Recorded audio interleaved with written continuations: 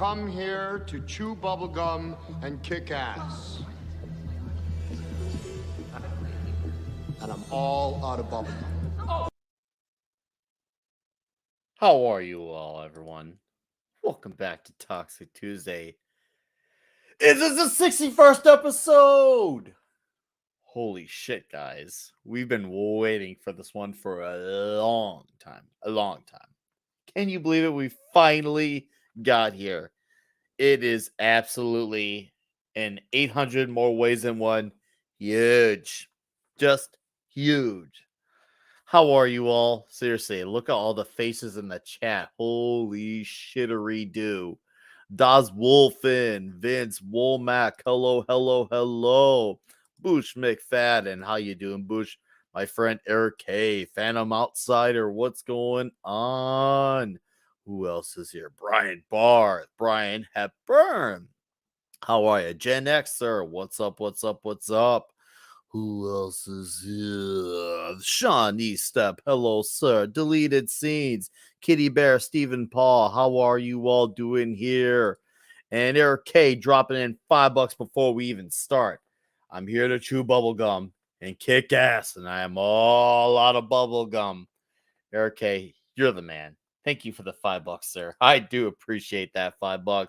Hey, Animal Confusa. Hey, tell Geary we miss him. We miss our Geary here, and I can't wait to have him back. So, give him back. All right. Let's bring in our panel boys. So, hey, Eklay, Zikrod, Lil Spec, hello. Let's bring in that 70s rock band. Hey, how you doing, buddy? This is man. awesome. This is this is a documentary, this movie. It's a documentary, isn't it? Looks pretty real. We'll get there. We'll have to tread lightly due to a certain midterms coming up, but yes, it is a documentary. You know, has anyone ever told you that your head looks like it fell in the cheese dip back in 1957? I see what you're doing there. No, this is one of the greatest things ever. I can't wait to do this.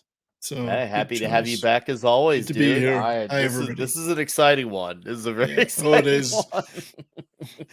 It's greatest fist fight in history, or greatest movie fight in history. Is one of them. That alone will probably be a half-hour conversation, that fight alone. All right, let's bring in the man who keeps our visuals going. You love him, and you will know him if you don't. Mark D with a C. Hey guys, it was a good one tonight, and you guys are all lucky. I still have some bubblegum left, so I'm not gonna do some ass kicking until that's finished. But yeah, this movie's classic political satire.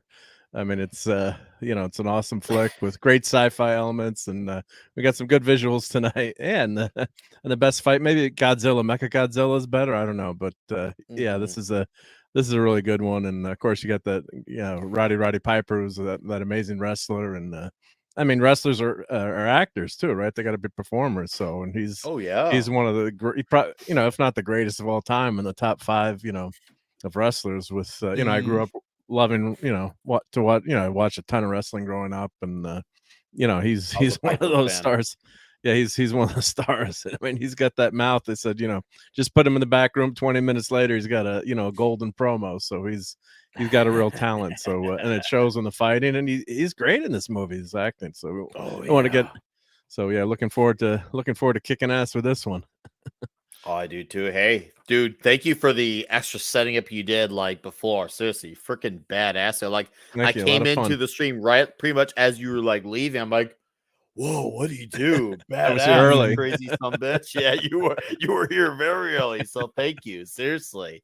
All right. I saw before we bring in our boys, I want to acknowledge Max Redstone, Jedi Bill, Mr. Angel. Hello. All right, let's bring in our panels here. Let's bring in our other great moderator here. How are you, Red Shirt? I'm good, and I'm looking forward to this. I'm relatively new to this movie. It's not brand new to me. This wasn't the first time I'd seen it. I've seen it a few times, and every time I watch it, I get a little more out of it.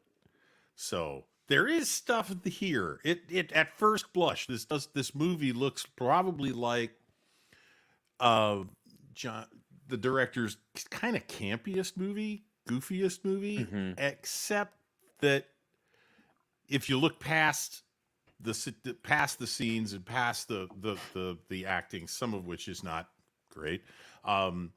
Actually, Roddy Piper did a much better job than I expected him to do, acting and carrying a film as somebody who was not an experienced actor. So that was good. But there is more to this film than meets the eye the first time. So if you'd seen this movie and you were like, oh man, that's that cheesy, crazy ass, weird alien thing movie with the sunglasses. No, there's more there. So we'll get into that. I know you got to wear your sunglasses the second time around when you watch it. Yes.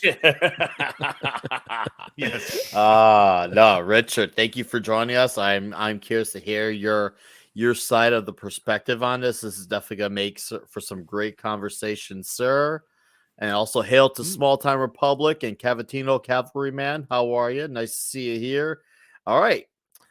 Returning to Toxic Tuesday, we had him on a few weeks ago. We had an absolute blast with him talking Total Recall. And he brings his atmosphere to the show quite majestically. How are you, Joe's Atmosphere? I am doing fantastic. And as you know, if you've watched social media today, I am dressed for the occasion with my They Live t-shirt on. Dude, let's get the mic out of the way. Show it off. I got the, show it off. That, Cool. and then hang on, I gotta show you guys the back of it. Hang on a second. Do it. Don't moon us. Oh. It says be quiet. Yeah. Why does it say kick me on the back? Right? Why does it say kick me? My daughter shares my love of film, and we love this movie. And she bought me this about 5 years ago. She found it in the store, and she said, I got to get it for Dad, and I got it for Christmas. So, yeah, love this movie. It's got a wrestler that I love. I mean, when you talk heels and wrestling, you talk two names, this guy and Ric Flair. I mean, they're the best that ever did it. And and John Carpenter doesn't get any better. You guys saw me in the chat during Halloween last week. I was telling you all about that book, which I did read. Nobody on the panel did, but I did. And yeah, love John Carpenter, love wrestling. This is some good stuff. And yes, it's very pertinent today. This film, if you've never seen it, you need to watch it and think about what you're watching on television every night at 5:30 or 6:30, depending on where you live, because it's it's very relevant today. Yes. And before we get into relevance, because there's so much of it, for me, getting into this movie, obviously I was already a John Carpenter fan, but also, like you, big Roddy Piper fan. However, my gateway to Piper was a bit different than yours. I got him because I got into WCW first. So for me, he came in as a good guy because of obviously with the NWO and Hollywood Hogan, Hall and Nash, the Invasion. So I fell in love with Piper just because he was the enemy to Hogan. So I loved his madness. I'm like, this guy's so manic and he's just full of energy, like Ric Flair. Very great comparison, by the way. Like, I was like, dude, they're both anti-heroes. Awesome. Even when they were good guys, they had a bad side to them. You know what I mean? They had an edge. They had an edge. And of course, I was so bummed out when Piper passed because, Ric Flair's been 60 years old for the last 30 years. And, I'm glad he's alive, but it's just like somehow he lived. And it's sad that Piper didn't make it, but memories live on. And when memories live on, luckily, the Teenage Mutant Ninja Turtles put out a line of figures a few years ago on a lot of the WWF wrestlers. One of them was Michelangelo as Roddy Piper right here. Get out of town. Yeah, that's awesome. That is awesome. That is wicked, man. That is wicked. Yes. I had to show us off. Awesome. I need to show off something with Piper. There was no way I was just totally going to not. Awesome. So totally and they of course this is they got more here. They got Leonardo's Finn Balor, Raphael's The Rock, Donatello's the Warrior. I do want that Warrior one, Donatello. I really want that's cool that. too. So, yeah. Well, he lives on in several ways. I mean, Ronda Rousey has gone his motif really. When she goes in for big matches, she wears his jacket. She wears a kilt. I mean, and her T-shirts. My wife's bought her merch. it's the same lettering as the Hot Rod T-shirts. It says Rowdy Rhonda in the same kind of orange and yellow, or excuse me, red and yellow lettering. Yeah, it's awesome stuff. He is missed, but he will never be forgotten. That guy was awesome. No, well, he was trained. Well, Rhonda and him were both trained by a very famous martial arts MMA stuntman, and I forget the name is escaping me now.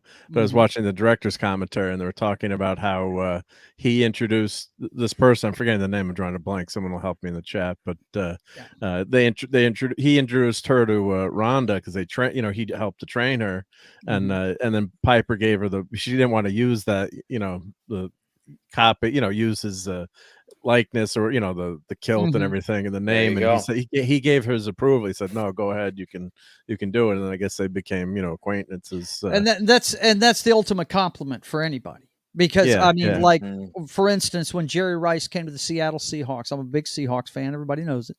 And when he came to the Seahawks, he wore number 80 with San Francisco. And he wasn't going to wear it. He asked Steve Largent, "Can I wear your number?" Because it had already been retired. And he said, "Hell yeah, man! You broke all my records. Go ahead." But he went to him and asked him. So it's an ultimate compliment to be given that moniker by the guy that wore it first. So absolutely. And Matt, Brian, to ask your question, I mean, not everyone needs to do 100 movies, and what he did do mostly counted. And that's not a bad thing. Yeah. Sometimes you just gotta do what counts. Like he got a Halloween at a good time with those movies, directorial wise. He got at a good time. He made the right move, and as far as obviously working on movies, he has a good handle on that. So I do gotta acknowledge and respect that. Yeah, and I mean, he's kind of retired, but he did say he would love to direct a movie of Dead Space, the video game. So. Yeah, no, you're right. He did. I'm sure there's passion projects that he would come back. Yeah, I'm sure there's stuff he would come back for. But I tell you, I love everything he's ever done that I've watched. I mean, and I don't know that I've seen it all, but I've tried to. Oh, of course, but, he's got that filmography that's worth it. Absolutely worth it. This is definitely in the top 5. And just another red shirt. I have to say that. You made a comment about how goofy this movie can be, or how kind of comical it can be, but I really think that's more like Big Trouble in Little China. I think this one he was really trying to send a message. Really, he was. Oh, no, I wasn't. I guess goofy is not what I was trying to get at. It was. It didn't look as. I mean, Big Trouble in Little China looks like it cost about 4 times as much to make as this movie. Yeah. And he said in his commentary, he worked really hard to make this movie look good. And probably the one time I'll criticize John Carpenter, I'm still trying to figure out what he did to make it look good. Yeah, it does seem like a B flick. Yeah. I mean, the fanciest thing he did was when the sunglasses go on, everything goes black and white. Yeah, and then when the perspective is not through the sunglasses, everything's in color. And that's the most that's the most artifice I saw in this movie. A lot of it's just flat, real situations. I mean, real homeless people that he hired. He rounded them all up on the blocks they were going to film as Rowdy walks into the unemployment office at the beginning. And according to the commentary, he brought them all together, bought them all a meal, and made sure they got paid as extras. And then said, "Okay, go back to whatever you were doing." Whatever your life was. And then they filmed the scene with Rowdy walking to the unemployment office through the, homeless in downtown LA. But he did that. And I mean, that shows his care and attention to the movie, so that these people aren't going to be disruptive. They're like, "Hey, I'm part of a movie, man." But I've seen a number of his movies, and I love Big Trouble in Little China. Absolutely love it. Fantastic movie. And this movie just seems. It's really hard for you to put it into words. It seems rougher around the edges, I guess, is a way to put it. Yeah, I understand what you're saying now. Absolutely. It looks a little closer to. It looks a little closer to its budget, which is low. Yeah, $3 million. Yeah. So this did cost around $4 million to do. It did. So this definitely, and to be fair, he pulls off a lot with just $4 million. Granted, that number was considered a higher number way back when, but still. Yeah. I think part of that, Nick, is that he probably spent more filming days on this movie than in almost any of his others. So he was working at it to get what he wanted. But I think what he wanted was really hard to do in the venues he chose, basically, in the places that he chose to film. So it doesn't look polished. It looks, but it does look real. I mean, it does have an authentic look. So that's working in its favor. That fight scene that's been referred to already. No, that doesn't look like it was shot on a soundstage with mats and stunt people. It looks like it was shot in an alley. No, that was shot in an alley. It looked like to me. Yeah. Yeah. That's why I was afraid for him when I saw red shirt. Because I want to bring that. No, you're right. And I think it was meant. I mean, considering that you gotta be in the perspective of, his character, Nada is his name, because he's not referred to in the movie by his name, but you're looking through his perspective. You're looking, and the fact that Carpenter has this movie where it does look like a B movie, you gotta forget Nada is basically he's a bum in this, so you gotta feel like, or you're living his rough lifestyle of having nothing. And this movie definitely it does make you feel like you're connecting to his perspective when it looks a little bit more dumpier because he's living quite a bit dumpier. I think technically he's a hobo because he has tools and he'll work for. I was fixing to say he's not. It's not exactly a bum. Yeah, someone who's worked on the railroads, he's breaking all the safety rules. There, he's far too close to the tracks. Yeah. Well, actually, there's a comment on that in the commentary that they had to pay something like $600 to the railroad. Oh no, it was to 10, arrange it was to 10, have a freight train go by. It was 10,000. Because they got it cheap then. 10 grand. And then, okay, whichever it was, the train went by at the wrong time and they had to ask him to do it again. Yeah. I want a refund. Yeah, I want a refund. Yes. It'll be at least 7 feet there's away no from the question. rails. The thing is that what John Carpenter put into this movie, the care and attention, isn't always obvious. It's that a freight train is going by, and when it finishes going by, it reveals our main character for the first time. And that was his opening shot. And he spent a lot of money on that. And then had to have him do it again. So the effort is there. It just doesn't look like it is. It does. There is no artifice that you can see, that, in my opinion. But then again, I don't see artifice anyway in movies. But how close is it to the source material? Does anybody? 8 o'clock in the morning. Never read it. I've read bits and pieces. It's similar and different. Now, obviously, that's where they got the character of Nada, and they got obviously the idea, but some of how it plays out is a little bit different. But you definitely do get the basic concept is pretty much the same.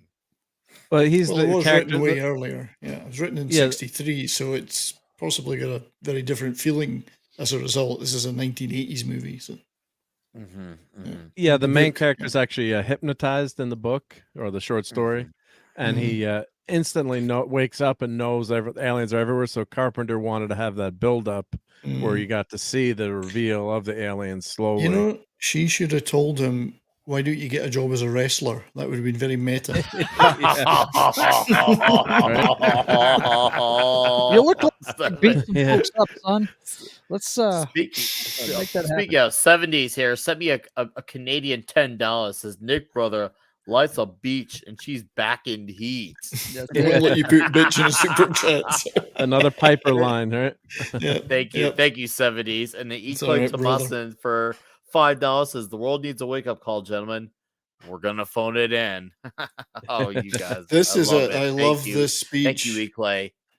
I love this guy's speeches, the Reverend, because some of them are really spot on. Yes, they are. They are spot on. And the thing about it is, when you really think about it, he probably was not clueless like the rest of us. He can't see any of it. But he's a blind man. That's what I'm saying. He can't see any of it. But they have recruited the rich and powerful, and they've blinded us to the truth. He could see so much, yet he had no sight. But yet he could see what was coming. Yeah. Oh, absolutely. Rewatching it, it still made me feel like I don't want to say uneasy, but I definitely felt like weird rewatching this, and I was like, man, dude.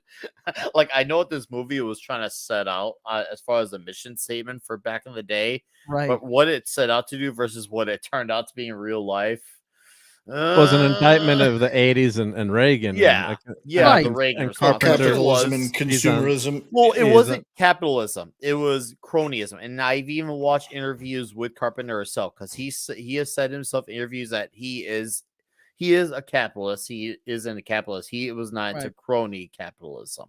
Right. Well, it's worse than ever now. I mean, he could never imagine when he made this. And I mean, the depictions of the homeless camps, it's 10 times as bad now. Love to hear his take on things now. We could use Ronald Reagan again, that's for sure. Right. Not to get too political, but it's hard not to when you talk about this movie, though. It is really hard not to, though. It really is, because you watch this whole movie and it's like, wow. Are we being led around like sheep? Are we? The media, the role of the media, as he portrays it in this, it's just dude. Just look at this teenager right here. He just and that's kind of like when teenagers get glued to TVs. That kind of like they stare, and and I'm sure I was guilty of doing that at some point in my life as well, because you just get so mesmerized. And then the news. Walk into any restaurant. I was just in one tonight. Taco Tuesday with the Royal Fox. We're sitting there. I'm having my Corona and stuff, and everybody at every table's glued into their phone. And there's a woman on TV talking about wanting to be famous. Look at all the reality shows now. Everyone wants to be famous. They want to be on TikTok or be famous. Kind of like how back in the day, everyone wanted to be on TV. Now everyone wants to have a viral video on TikTok or YouTube. That's what's replacing I want to be on TV nowadays. Everybody wants Warhol's 15 minutes. They want they want their 15 minutes of fame so they can say, hey, look at me. And don't get me wrong, guys. I love being here on YouTube. Chatting with as we sit here on YouTube, we do this. We do this out of absolute love, and I genuinely mean that. And I'm sure I could say I speak on behalf of the panel on that. We have no expectations of being famous, right? Exactly. We're not going to be famous. We enjoy the subject matter. That's for sure. Yeah, I wouldn't mind 15 minutes. Come on, for the right thing. As long as I got 1 million per minute. Hey, I put it this way: if the pizza's on the line, I'll do it. I firmly expect to become infamous, not famous. Yeah, right. Those are two different things. Yes, that's yes, true. they are.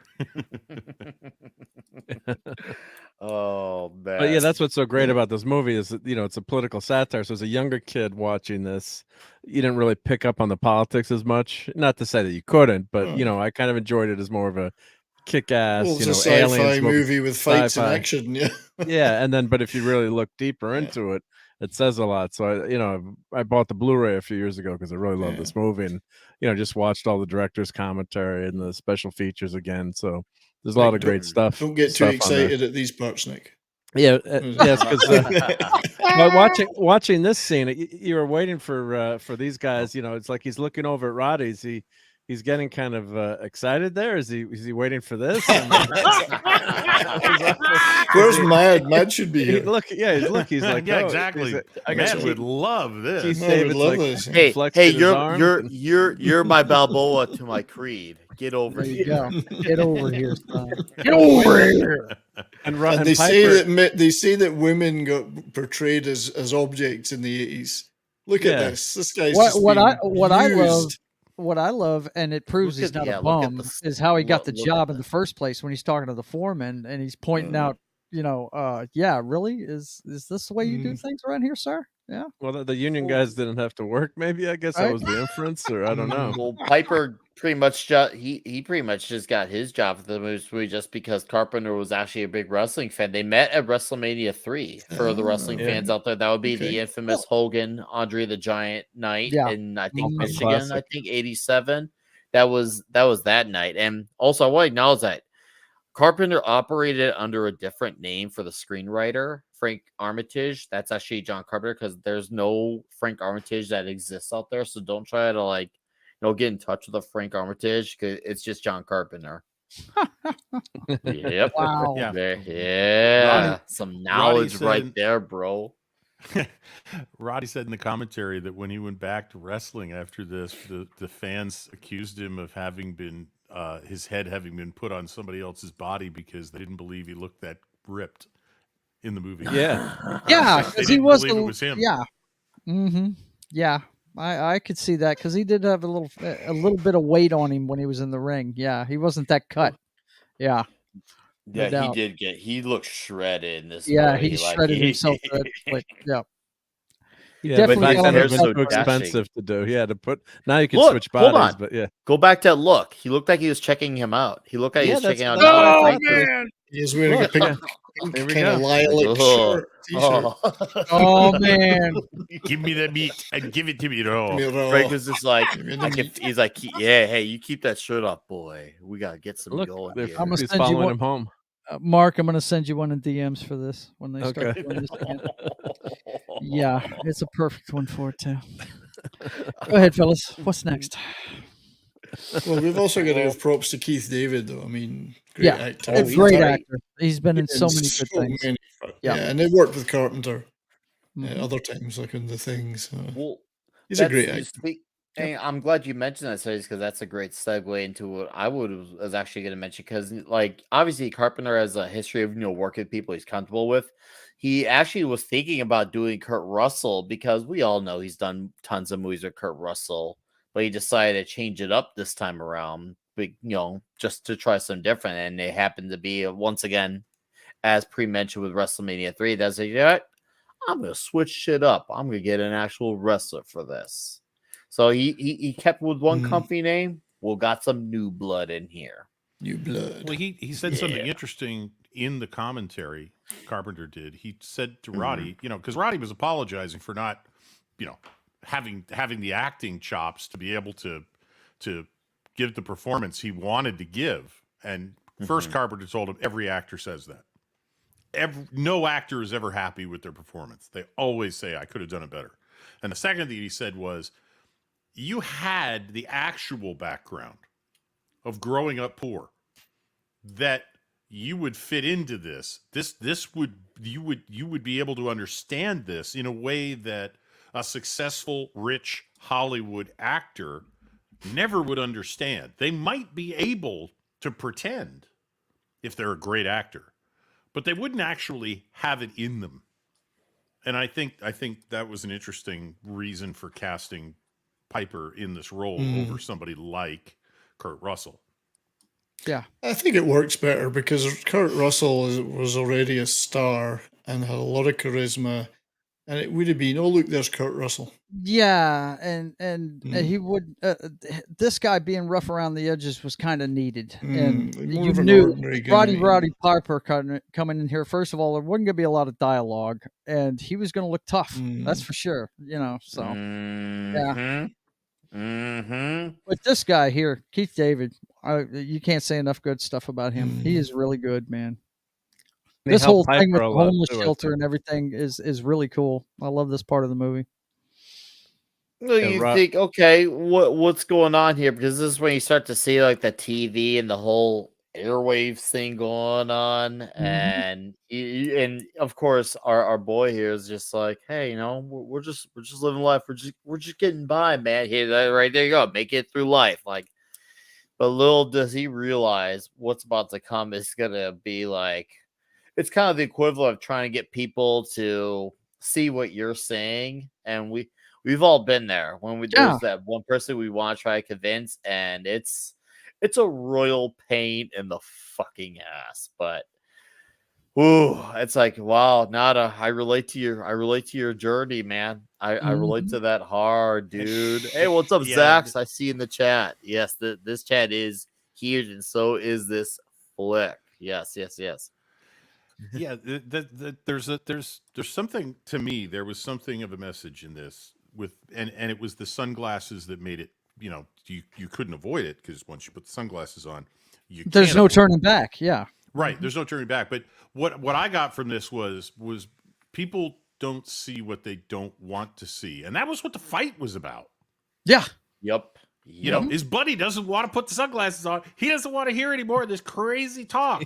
This guy is a mess. Yeah, all that conspiracy he's talk. Trouble. Yeah, it's crazy talk. And that's the resistance I think you were talking about, Nick. People do that. You've had too much to think today. What they don't want to see. Mm-hmm. This is one of those movies where you don't really know what's going on out the gate. You're sitting there thinking, what is going on here? And little did we know a revolution was going on, and we didn't even know it. It's pretty cool. It's cool stuff. Oh, exactly. But you see it, and it's kind of like it's like, okay, so it's obviously it's an action movie first, and there's a little bit of a political edge to it. I'd say, I mean, would you call this a little bit of like, I don't want to say horror, but it's definitely consume something. That's it. Consume. Maybe you could say thriller, maybe action thriller. Because I mean, it is kind of like, this is a very scary thing to think about when you actually put into perspective. Like, I wouldn't say horror, but maybe thriller. Well, maybe what genre would you say that The Matrix falls into? Because this really action thriller seems a lot like The Matrix. The Matrix is a romantic comedy.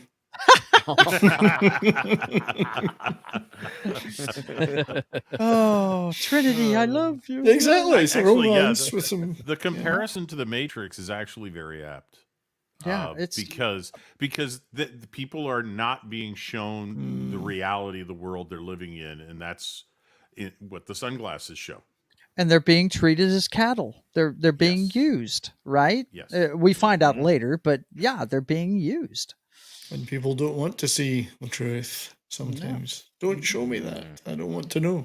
Nah, my eyes don't see that. Indeed. Nah. Plug me back Between in. This Idiocracy, and there's the our Matrix, preacher.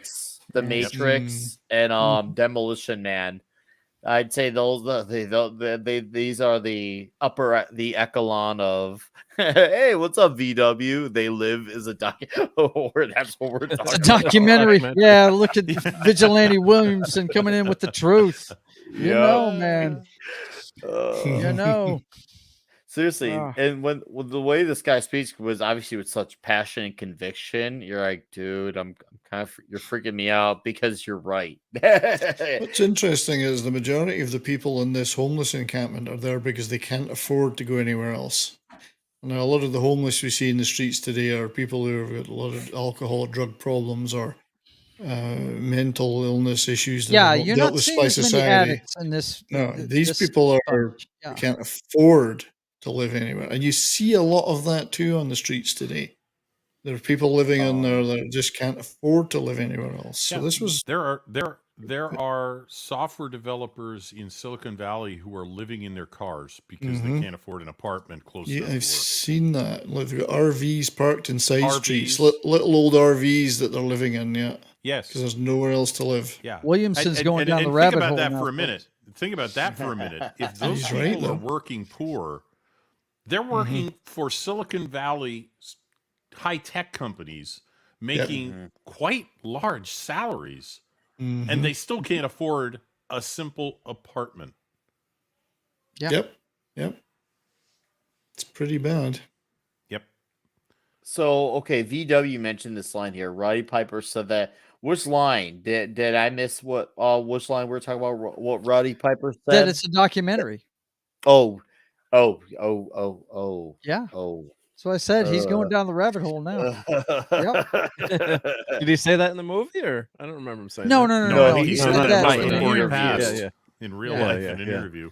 So Roddy Piper is not the only one who kind of like gave caution to his death, because when the Warrior got inducted into the Hall of Fame, he kind of had like that whole speech that made it like his final hurrah, like, no, this is it, this is the end of the road type. He gave that end of the road type of speech, and then he died like 2 days later. Yeah, it was not long afterwards. He showed up on Raw that next night. Yeah. And he died on Tuesday. Yep. Yeah, sure did. So it's kind of weird how these wrestlers say these things, and then well, I mean, it's not that big a mystery. All of these guys died young. because of steroids. They were all doing them back then. They used up their bodies. I mean, they you know, it's a classic example of the star that shines the brightest lives half as long. And plus their bodies are getting abused every night too. Yes, not to mention all the other stuff. That's why him, Randy, all of them were gone at an early age. I mean, what we now consider to be middle age into your 50s, they died at that age. So, you know, and it's simply the punishment they put their bodies in. You can't tell me that he didn't do steroids. You can't tell me that Randy didn't do them. Hulk, none of those. I don't know how Hulk's still alive. Really. There you go. VW, well, actually, cocaine, steroids, and it's the women that killed them. Yeah, there you go.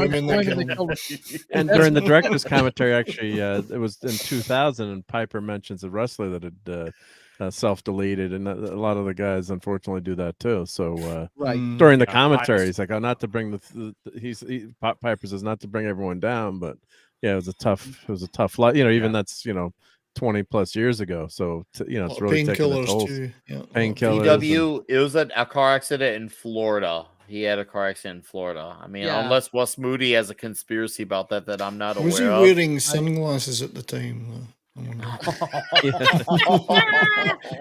Macho was always wearing sunglasses. It couldn't have been because of the movie, because Keith David's still alive and well. So. Right. And working hard. Keith David kept his mouth shut. Yeah. I always think he should have made a movie with David Keith. That would have looked really good on screen. Keith David Keith. Stars. Mother from another brother or something. Right. Like protected chair shots. Yes, that will definitely affect everything. Especially, can you imagine how the guys feel doing all those like TLC matches, like tables, ladders, and chairs? Like, look at it. Like, are you kidding me? It's a good line. And then we started watching ECW. I couldn't believe, the out of Philadelphia. I mean, that was just totally insane. Yeah. It made the WWE, look like, like a bunch of choir boys compared to that. When you're watching that choir wrestling. Boys, yeah, time to go to church. And I remember it's a good band. When I had first seen this thing, you go in the house and you hear that loud. When you hear that loud choir, you're like, okay, what's going on at the house? And then all of a sudden you look and it's a tape playing. You're like, that's some madly like staging type of thing that I've heard about in stories.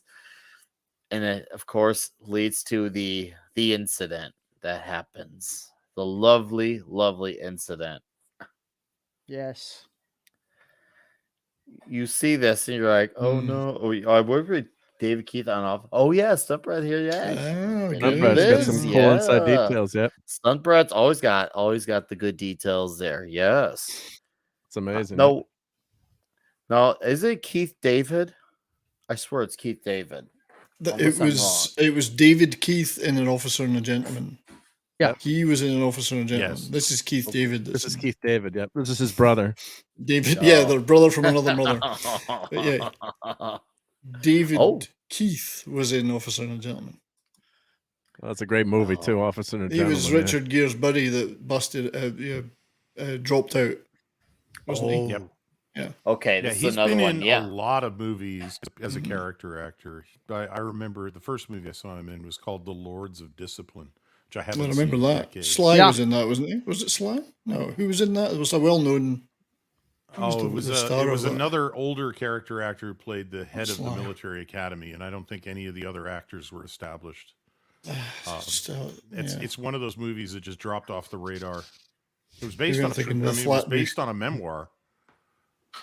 It was based on Robert Prosky. Okay, Robert Prosky. It was based on a memoir, so it's based on a more or less true story. Which is I love that comment right there. Bill Paxton and Joe I want to mention this comment because we're 3 years away from 2025, and rewatching this a few days ago, I'm just like, crap.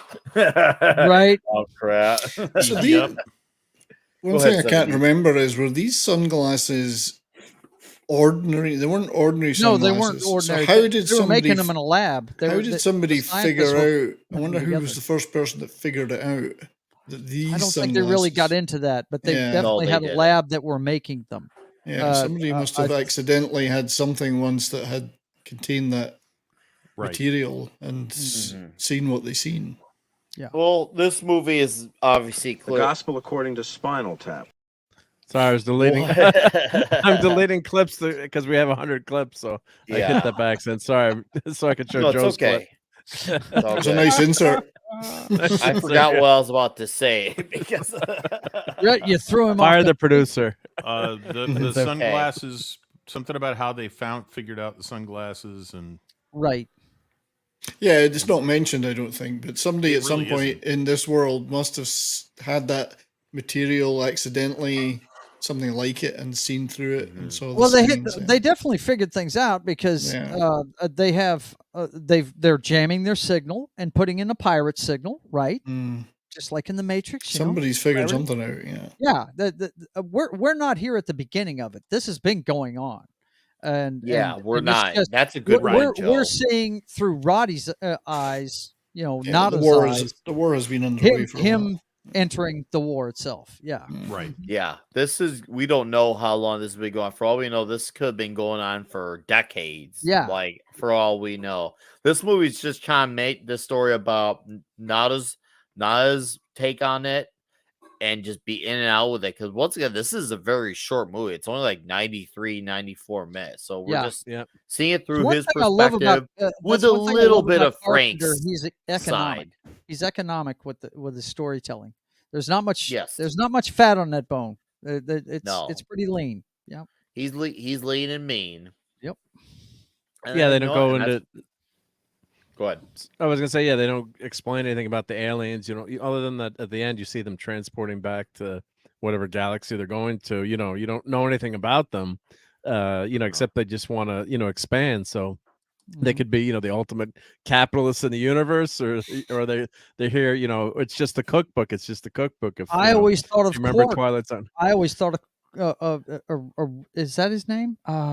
The guy that was the Ferengi on Star Trek. Quark, yeah. Quark. That's what I always thought of. I said, yeah. this is Quark. This is what, if he was running the universe, this is what would be happening. They'd be fleecing every life form in the universe for all the profit they could get, Yeah, because war is expensive, right? If you can just take all the resources and make a lot of money, you don't know what they're. I mean, other than I guess getting wealthy and taking the resources. But it's really a satire, and it's interesting too. Back at the time it came out, a lot of people were pissed off at Carpenter for going against Reaganomics, and we went through the 70s. You had high inflation, you had gas prices were extremely high, interest rates are way up. It was really tough to buy a house. Oh wait, this is deja vu all over again, but we're going through today. So and then Reagan came in, and whatever you think of Ronald Reagan, the economy was cranking, full everybody's speed ahead wallets were fat, no doubt in about the it. 80s. So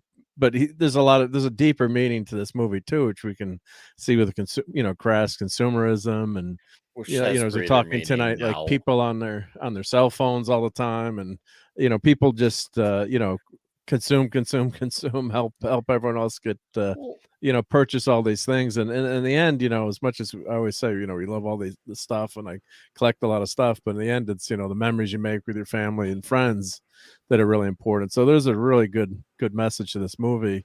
These people are they're poor, but they have some great family connections. They love each other. They're working together. They're all they're serving that food together. I had a good friend who ended up doing a lot of charity work, and he said some of the happiest people he saw were some of the poorest people. It's all about fellowship with them. It's all about how their people are doing. Yeah, the camaraderie. Well, absolutely. You can create community anywhere. Yeah. So you could have Go ahead, Mark. Well, I was just gonna say you could have a really quote unquote rich family. You got driving Mercedes. You got all the money in the world, and they could be totally miserable. I mean, not to say, of course, that I wouldn't like all the money in the world, but that doesn't as much as it's a cliche, it really doesn't. In the end, it doesn't make you happy if you're in a bad relationship or you have a bad family, or growing up, my dad, but you can pay them to go away then, Mark. You can pay them to go away. I can pay them to go away. Well, money doesn't buy happiness, but it buys you time to find it. I was just going to say the thing with the glasses that struck me the most, and trying to stay out of any contemporary or back in the day politics is the obey, which you see all over the place. Yeah, you do. This is really, to me, this was more about whoever you think is doing it. This is an argument against consumerism and blind consumerism. Just consume whatever it is. Consume. Yep. Gerry talks about that on the Nerdrotic channel. Yep. You know, don't just be a consumer, be a customer. And That's take it. Well, that's your why they business swapped that elsewhere. word out. Red Right. shirt.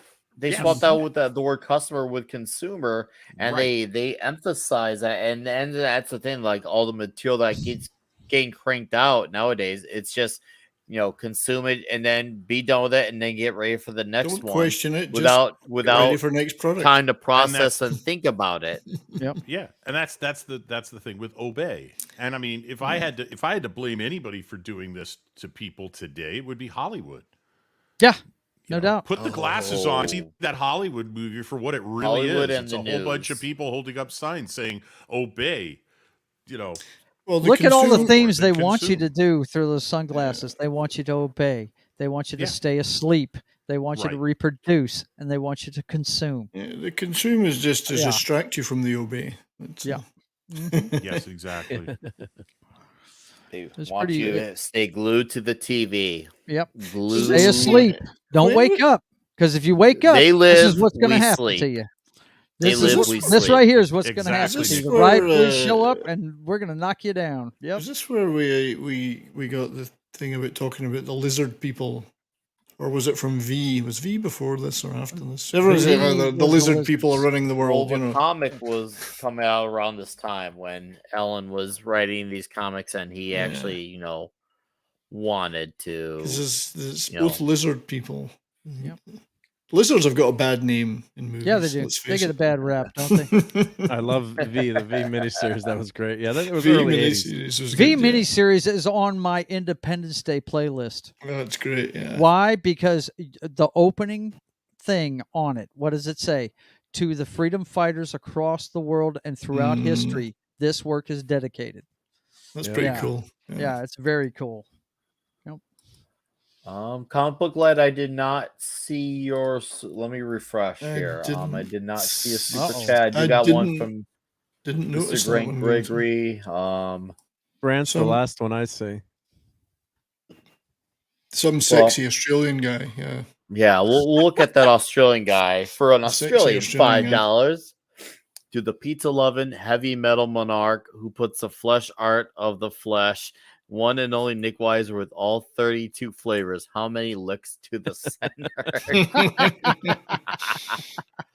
Thank you, Grant, for that. I appreciate it. Oh, damn. All right. Oh, Three. yeah. And once again, you see this and you're like, oh, hey, look, those people work on behalf of the elites.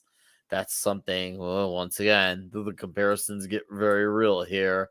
And poor old blind man's he's taking B as like, guys, you're being up a blind man. And I They guess wouldn't I stop shouldn't and look at and think I- about that. I don't know if I should bring this up now or not, but are we more mad at the lizard people or the humans that are working with them? The humans that are working with them. Exactly. Because the lizard Yes. people are just going to do what lizard They're going to people do are what gonna lizard do. people are going to do, right? Yeah. I'd be mad Always at the collaborators you got humans to be working mad with at. them. Yep. Yeah. Because we've already seen one. I'm not going to say who it is, but we've already seen one. And when we see him later, we really don't like that guy, do we? Yeah. Don't like him at all, right? Yeah. Yeah. Anybody that Indeed. collaborates with the downfall of their people is, wow. Is there a lower form? I mean, oof. That's just. Whole race of Check Nazi the publicists. private real quick. And Gotcha. Yeah, because at Yeah. this point you don't. I mean, you don't. traders are never trusted, even by the side that they move to. Yeah. That once somebody has turned coat, as the old expression is, neither side will ever trust them again. Exactly. They're particularly reviled by the people they betrayed. So yes, yeah, it's one thing it's to do your best to just actively survive in such an environment. It's another thing to throw your lot in with the people oppressing you. That's a different thing. That's a totally different thing. Yeah. And at this point, you don't know what's going on, though, right? So at this point in the movie, because you haven't had the glass. That's why I said I didn't know if I needed to mention this yet. But then you're not, and then you find out that a lot of the cops are actually humans, and some are working with the aliens, and some might not know. So that's and then when he says, later on, he says, "Did you kill anyone?" It's like, no, I didn't kill anyone. I killed these things, So he always lets the humans, well, most of the humans live, obviously, but yeah, it's and then these cops are just totally out of control. So you're like, what the hell is going on here? How the hell could you bulldoze just, Well, it's possible Carpenter's modeled that on things like the 68 riots in Chicago and LA and places like that. And reaction to those, Yeah, he definitely being an old 60s bring hippie. up images like that. Yeah, he definitely being an old hippie himself. I see a little bit of Kent State in there. Yeah, it's that kind of thing. Yeah. Overpowering the populace. Yes. But it's a good setup because you're like, something's going on in that church, right? And it's not a church service. And you're trying to, they're hiding something. They're hiding something, yeah. But of course, from seeing the previews, you kind of, seeing this for the first time, but you're like, you knew there were, so you kind of, unfortunately, it would have been more fun to see this movie going in totally cold, I think. Right. They must have taken the green couch. There was a really nice green couch sitting in that area. It's gone now. Yeah, it was a nice lounge area. It looked really comfortable. It's gone. Yeah, they mowed it down. But, thank you guys. Yeah, allergies were getting really bad. We never noticed you were gone. You bring up a good point, because another movie that did that really badly was Terminator 2. When they showed that Arnold was fighting the liquid guy over, and helping John Connor in the friggin' trailer, it gave away such a great surprise. It really did. Yeah, that's true. So much There's better. Certain movies they shouldn't do that with. Yeah, I hate the trailers today. They're just too damn long. They just give you, it's too much information. Oh yeah, everybody's asking me if I want to see Black Adam. I'm like, oh well, I was interested in it, but I can tell you this: they need to stop putting out trailers for that movie, because I'm starting to get sick of it. I really. They gave away a lot in the last trailer. Not to get sidetracked. They're so desperate to get that movie to launch big, because why do you think they shut that scene with Superman last month? Right. They need. Okay, Black Adam's look out! He's about to find out. Sorry, Chad, if I spoiled Black Adam for you, but we should all know that by now. Yes, subject wise, yes. Yeah, Sub to my channel. They know it already. Does that say consume a sub to Nick Weiser? Consume sub to Nick. A sub. Consume a pizza. Consume a sub. Yeah. Consume your pizza. Nick does a lot. Don't ask questions. Do it. Eat a sub sandwich for. Eat a sub sandwich for Nick Weiser. With the don't ask questions, that's kind of like what's happened a lot with fandom too, is like they they are like accepting the current item just because it is there, it merely exists. They don't care about context or just the meaning behind it. It's just accept it just because it merely exists, like it because it exists. Like I've had people, and if there's anyone who likes BVS for what it is, hey, great. But I've had people who try to defend the movie, they're saying based on the argument of, well, it exists, so that's fine. And I'm just like, that's not an argument. I'd rather have someone tell me that they genuinely like the story in BVS than say, well, just the idea of them being together on the same screen, gives it the pass. It really does not. Like, yeah, it looks great on paper, but you gotta make it make sense. You gotta make it work, and that's the thing. People have let their expectations go so low that they just settle for it just exists. So I'm just going to like it because it's an X-Men movie. So I'm just going to settle for that. And what happens when you settle for that? They take advantage of that. When they take advantage of that, they're just going to, as I said yesterday on Yelling at Park Cars, they're going to create a new bottom of the barrel. You get mad about it. And then before you know it, you get used to it and you slowly kind of accept that bottom of the barrel. And what happens when you accept that new bottom of the barrel? They create a new bottom, and then they get you to eventually accept that. And you are constantly the battle has gone, Nick. There's no more battle. It's gone. Yeah. Oh, it's very definitely a hole in the ground at this point. Yeah. So we're what? Are we 30 minutes into the movie now? Yes. We're 30. About 30 minutes. So only 35. At this point we finally see the naked truth. shorter Yeah, streak. so it's a while to get it. Yeah, to get to that. Yeah. And we have a meme. And now we have a meme. We have memes. There we go. Memes everywhere. Memes because of these scenes. We have memes. Yes. And these are all matte paintings, which actually are really well done. So here's one of the places that the money for the movie went into. Yep. These are all black and white matte paintings because they weren't. It costs even more money to film in black and white and get it developed that way. So basically, he just shot black and white matte paintings. Yeah. And so that's the difference in perspective in this. So there's your color, nice blue and multicolor ad, and then throw the sunglasses back on, and bang, it turns black and white again. And one of my friend's moms worked at Control Data, which is funny. So we're like Mrs. H. I'm like, what's going on there? What's going on in your company? What are you? Are you obeying? Are you obeying? Yeah. She said, "Be quiet and just consume." She said, "Here's your pizza. Shut up and like it." Yeah. Here's your pineapple on pizza. You sick people. Just accept it, guys. No. Gotta be an alien to eat pineapple on pizza. Yeah. Only a lizard would do that. That's right. Oh my, you guys are killing me. It's like, oh man. So we got Radioactive with a super sticker for $5, and it says critical hit. Critical hit. Critical hit. Oh, thank you for the $5. Nice. Radioactive. I do appreciate it. And we got a back-to-back direct donos here from Elagabalus and Joe's Atmosphere. So let's do this one for the patriarchy, as we always. Oh, not on that bargain. No. You see him.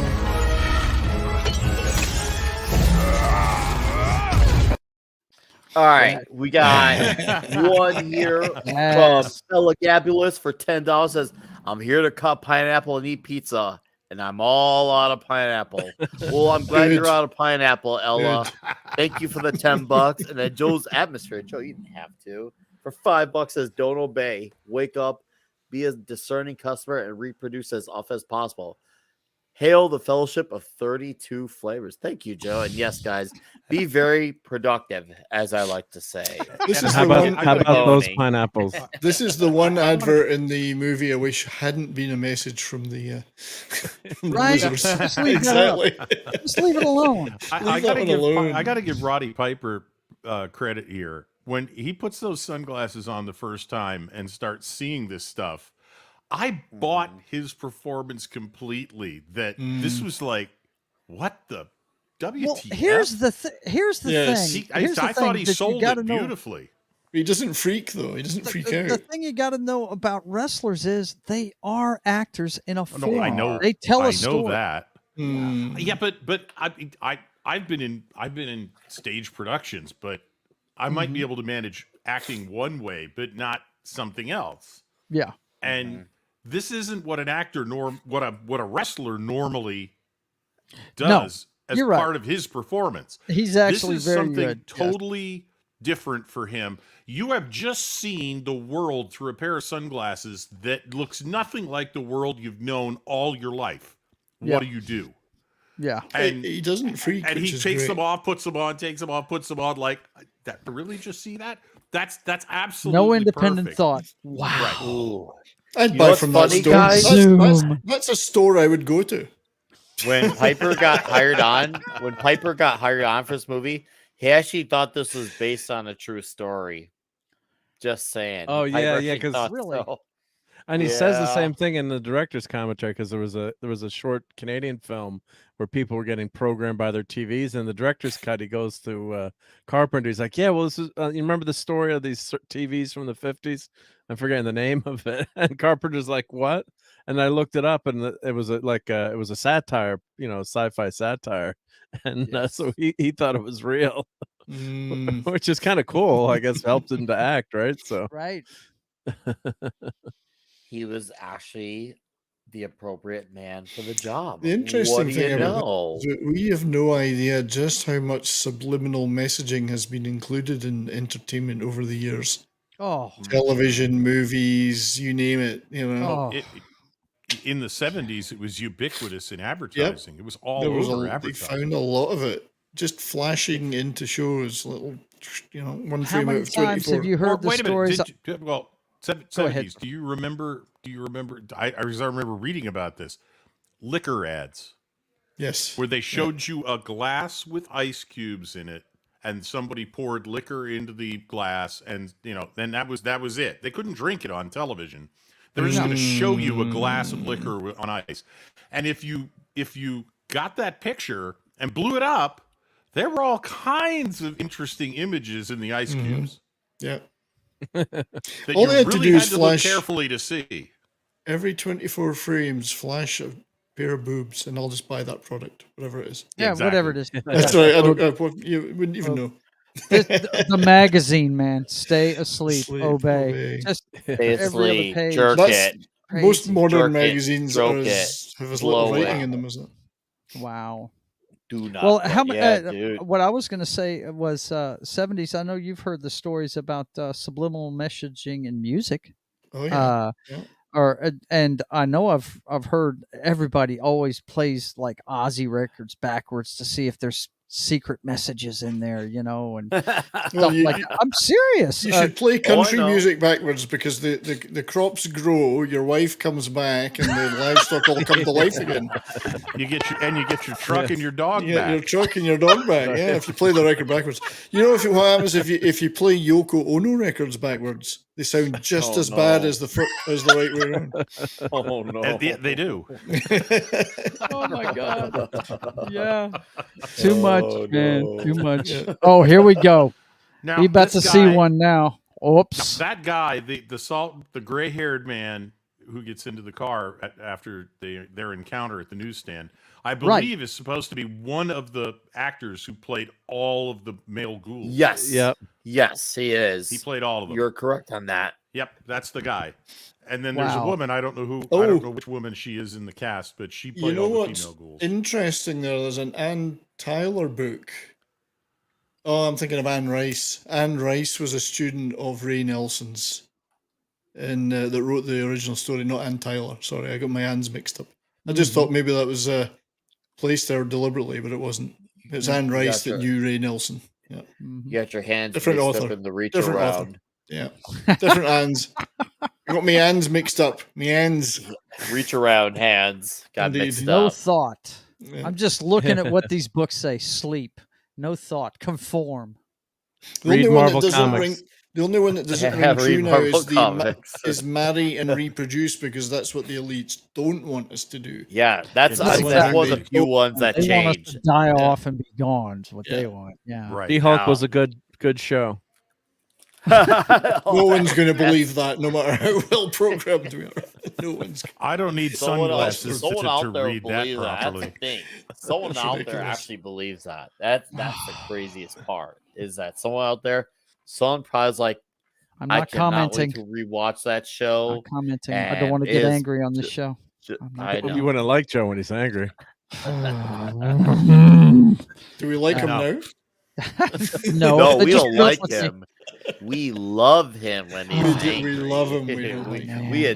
we encourage it. We incentivize Guys, it. man, no, I'm not going This to. is your This is your God. That's a one of the great one best right ones. there. Yeah, that that's a one's That's a great one. freaky one.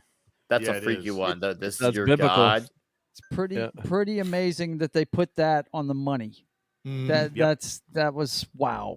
I mean, because if you read the book, it says it's the root of all evil, right? Did he pick up What, a copy Brave of New World? Playboy Well, or love- Hustler? love what did they of. look? What did they look like when he Yeah, looked at love those? of. Yep. There was no message in there, right? There was no message, and just No. picture of boobs. We like you behind this. Yeah, yeah. That one can stay. That one's okay. That's Right. okay. Yeah. And I guess all that stuff is hidden stuff that you can see with the glasses, like all the devices and things. So that's kinda Right, cool, right. too. That's the transmitters that are transmitting the matrix, right? Yeah. Ooh. So you This is can't a good see it comment without the right glasses. here. Yeah. Casey Charlie Chat says, everyone wonder what the ghouls saw when he read the. That's a good question. Did they just act like they were blending in, or were they actually like seeing something from their perspective because they were the ghouls? Like, that is something to think about. I think But it's I think they true. were Thanks for blending that in comment, because they Casey. made they make small talk like they're in the in the hair salon. Yeah, they don't want to be found out. That's for sure. They want to inherit the planet eventually, so they're. But it's a good question. Are they seeing the same things we are? I don't. I think they're seeing the same things, but they know to ignore them. That if there's anything that they read that actually means something to them, it's never in public.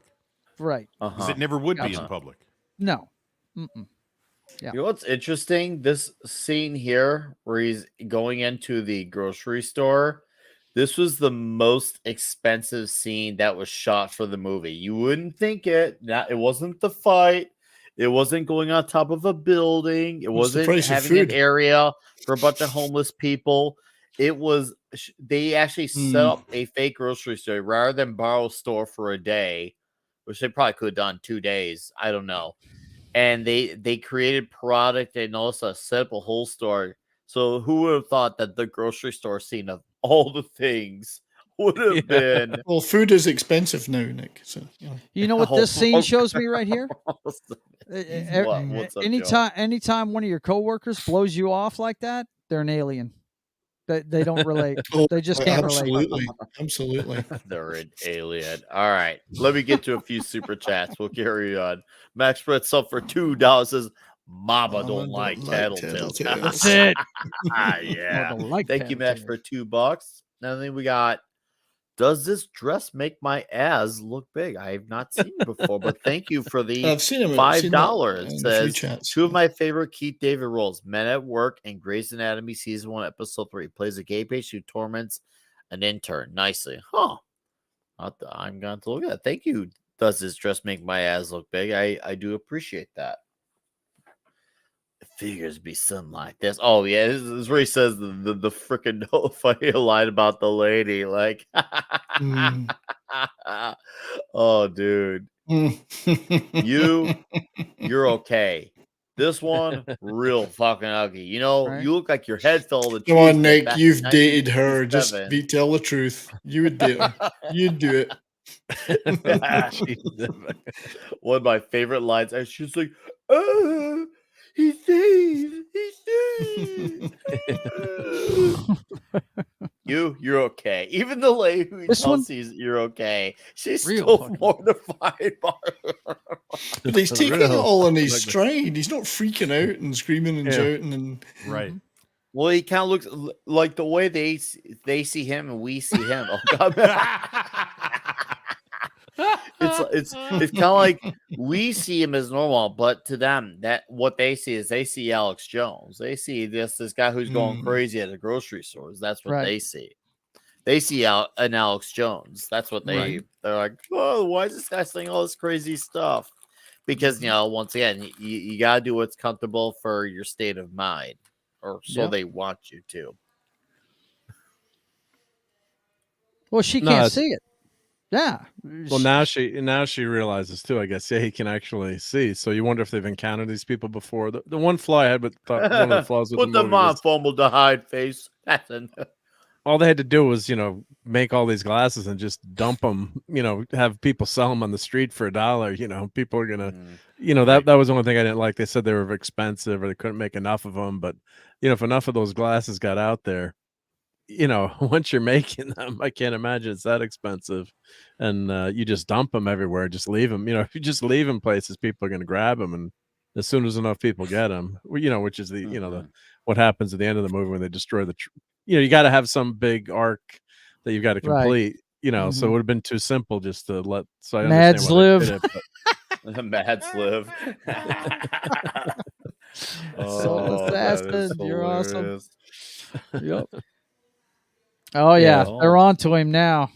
You better run, bro. I mean, they're all on to him. That's so scary too. A collective is all over him, dude. The collective is right. And then and look, guys, they're going after the straight white male. Wearing sunglasses. Yeah. Wearing sunglasses. Yeah. How even more prophetic, as if we hadn't gone deeply prophetic to begin with, and now here we are seeing it like that. I don't like this one bit. Not it's one funny now, bit. The commentary, Roddy was complaining about that fall he took backwards. He was like, Yeah. I didn't like that. And Carpenter was saying, no, that worked. But right after that fall is when every ghoul in the store turns around and looks at him. It's a sort of break the scene moment, and then that attracts attention, and that's when they all look at him. So I actually agree with John Carpenter. I think that was a really simple way of getting him to bringing him to their attention, not just the woman he'd been talking about. Yeah. Right. It's like pouring perfume on a pig. So Another when great this line, came yeah. out in 1988, do you guys know which movie this was originally supposed to compete against? 88. It was supposed to originally compete, interestingly, against Halloween 4. Really? Oh. So would that be funny? John Carpenter versus John Carpenter. Yeah. Right. So obviously, then they decided that we're just gonna move it to around election week, for 1988 for very obvious reasons. So to tie that in with what was intended to be the message of the Send time. pizza. The subliminal messaging. It's everywhere. Consume. You guys saw that? I didn't see anything. So what? Guys, I I can't see it. I didn't even see the message. I don't know what you're talking about. You're all crazy. You're a bunch of conspiracy theorists. We got him. Hey, look, I'm nicking myself. It's always got that accent, man. You couldn't get So rid of that, could he? this lizard guy is admitting to him who they are. That they're lizards. Yeah. Look at him. You Dude, look look at at that shitty lizard jets. face. He's got puckered lips. He's kind of got that like pucker up bitch like face to him. And then Piper's like, I don't need a pucker up. Fuck you. I got my boy Frank. We're like Stallone and Carl Weathers. You don't have that. Obey. Now, are they trying to recruit him here? Are they trying to recruit him? Pizza. Yes, submit to the I pizza. think they're trying to recruit him here, are they? Yeah, Rather than they take are. him out, yeah. Oh yeah, well, And then because they're he- giving him a For a little chance. bit, yeah. They're giving Then he him a throws chance to down submit. WWF style. What's up? Yeah. Yeah. And this is the last time he throws down WWF style. This is the first of this a is few just the times. beginning of it, man. That's good hair. right. Great hair. If only he had some bagpipes and a kilt, and it would Aye. just complete everything. Be happening. Yep. If there's a Piper Dune. Oh man. The pipe of Oh doom. man. Yeah, you got it. I like See, how now, his hair just this is flares. I agree with you. This is the acting Roddy Piper was an expert at. Yeah. Fighting like this and Oh, yeah. and making it look absolutely convincing.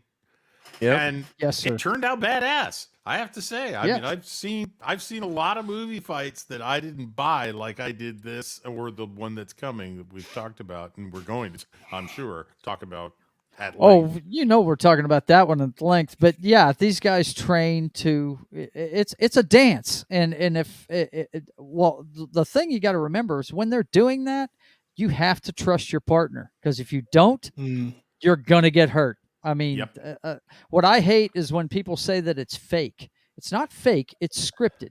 These guys are doing choreographed, but it's not Yes, fake. it's choreographed. Yes, it's But you have to choreographed. trust your partner, because you get anybody that thinks it's fake. I want you to go look up when Seth Rollins broke John Cena's nose, and they continued wrestling for 3 more minutes with him Look at what happened bleeding with out. Bret Hart damn and near. Goldberg. Look at Well, I mean, look at what happened with at the Goldberg risk- and Bret Hart with the kick to Bret Hart's face Yep. or his chin, Mhm. was it?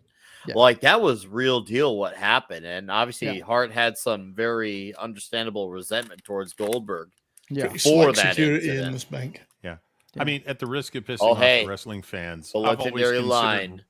I'll get it in a second. You can go to it. I've always considered wrestling to be very closely related to stunt work in movies. Yeah, exactly. Yes, And absolutely. they're Well both said. dangerous and they're both very physical. Mm-hmm. Yep. So not Well easy said. and sure as Not hell easy at fake. all. Yeah. Mm-hmm. Yeah, and then I know when wrestlers have hurt other wrestlers too. Like there was a clip where the female wrestler broke another wrestler's arm, and it looked like it was on purpose. And they banned her. And then one of the famous wrestlers, I can't remember who it was, said, I'm not even going to comment on that's not in the spirit of wrestling. And she's persona non grata, and she's because it was someone got angry and broke, because you're trusting your partner and you're letting your partner put you in that hold, and then she broke the other woman's arm. It was horrific seeing it on TV. It wasn't an accident, it was on person. So that person's never wrestle again. They said that's it. Yeah. Who knew this would become one of the most famous lines in movie history? Come on. Yeah. It's one of the greatest lines ever uttered at the in time. movie. It just seemed like a throwaway. My gum. More gum. I will say I have come here to chew bubblegum and kick ass. And I'm all out of bubblegum. Oh, man. I time to throw down. More than 10 years before I saw this movie the first time. Yeah. Yeah. Didn't know where it was from. It is famous. Yep. Yes, it is. He should have gotten a writer's credit on this. Well, yeah, he probably came up with that. He did. Yeah, that's his line. Yeah. The line was ad-libbed. Is how that went about. Brilliant. Well, no, it wasn't. Right? I read it. Well, it wasn't ad-libbed. He had Carpenter had asked him for all kinds of wrestling slogans. Yeah, and that was one that he read. He's like, "Oh, that's really good." He's like, "We got to find a way to use that in the movie."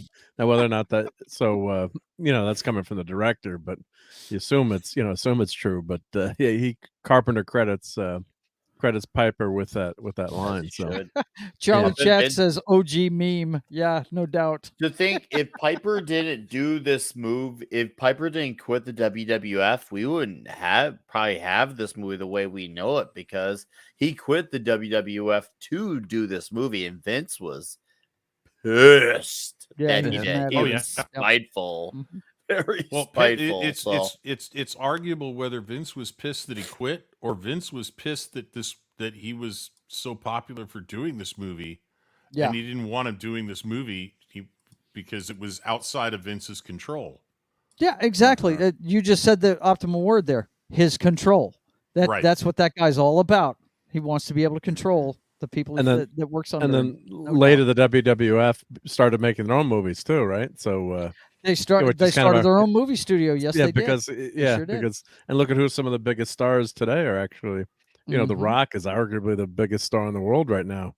Right. Maybe Tom Cruise and The Rock, I guess. But they're up there in the top 5. So. And John Cena is very popular. So you look at how many, Hulk Hogan's still very popular. There's a lot of guys that have crossed over. Batista's another one that's doing well in Hollywood. Batista's doing very well. John Cena is Chuck Norris for kids. Like, we're adults have Chuck Norris jokes. Kids get to do the John Cena. Like that's what the kids got. Mama don't like tattletales. That's for sure. Don't forget, Mama don't like tattletales. Tattletales, yeah. Another great blow line. you away. Yeah. He's wearing sunglasses. I wish we could wear that song wearing sunglasses at night. You can't play it, but John Cena doesn't own his own name. Yeah, Vince is just Cody Rhodes couldn't call himself Cody Rhodes when he went to AEW. He had to call himself Cody because the Rhodes name is owned by Vince McMahon and WWE. Oh, dude, ridiculous! Yeah, but on the other hand, that's pretty smart to protect your. I mean, I've been on the other side where our company got screwed for certain things when you can't protect your name or your rights too. So it goes both ways. So I can see where that sounds really shitty, but if you're it's your company and it's a kind of smart to do in a goddamn those bastards, but got to hand it to them to protect your IP that smart way too. So and now we got the drones. Before there were drones. Patriot Act, the Patriot Act before the Patriot Act.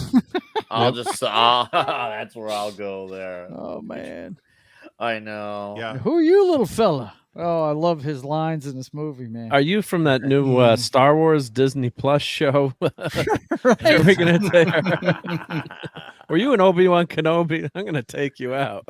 That new little annoying Either droid, way. You're a part of that, Phil, so you gotta go, bro. Right. All right. You gotta go. Yeah. All right. We got another one here. Radioactive for $5 says the one unanswered question in the movie. Who originally discovered the special sunglasses? Prequel setup. Yep. Thank you for the $5, Radioactive. And that's the thing. We're obviously, as we mentioned earlier, I'm not sure if you caught it earlier, but there's idea. We were trying to think how long in this world were they like this, where they had been taking over? Was it a few weeks, a few months, few years, several years? Obviously, this movie is meant to capture Nada's perspective, and that is ultimately it with a little bit of Frank's. But yeah, it definitely gets you to ponder how much of this stuff in this universe. Right? How long has this resistance been going on? And how? Yeah, they do have enough. Yeah, they have enough story that they could have expanded on this if they really wanted to. They did. Even though I'm glad they didn't follow up ultimately, but did they have stuff there that they could have expanded up? Oh, absolutely. Carpenter, he strikes me as a guy that didn't really like to do sequels. It was like one-offs. Yes, you know. A little bit of trivia before we get too far past it.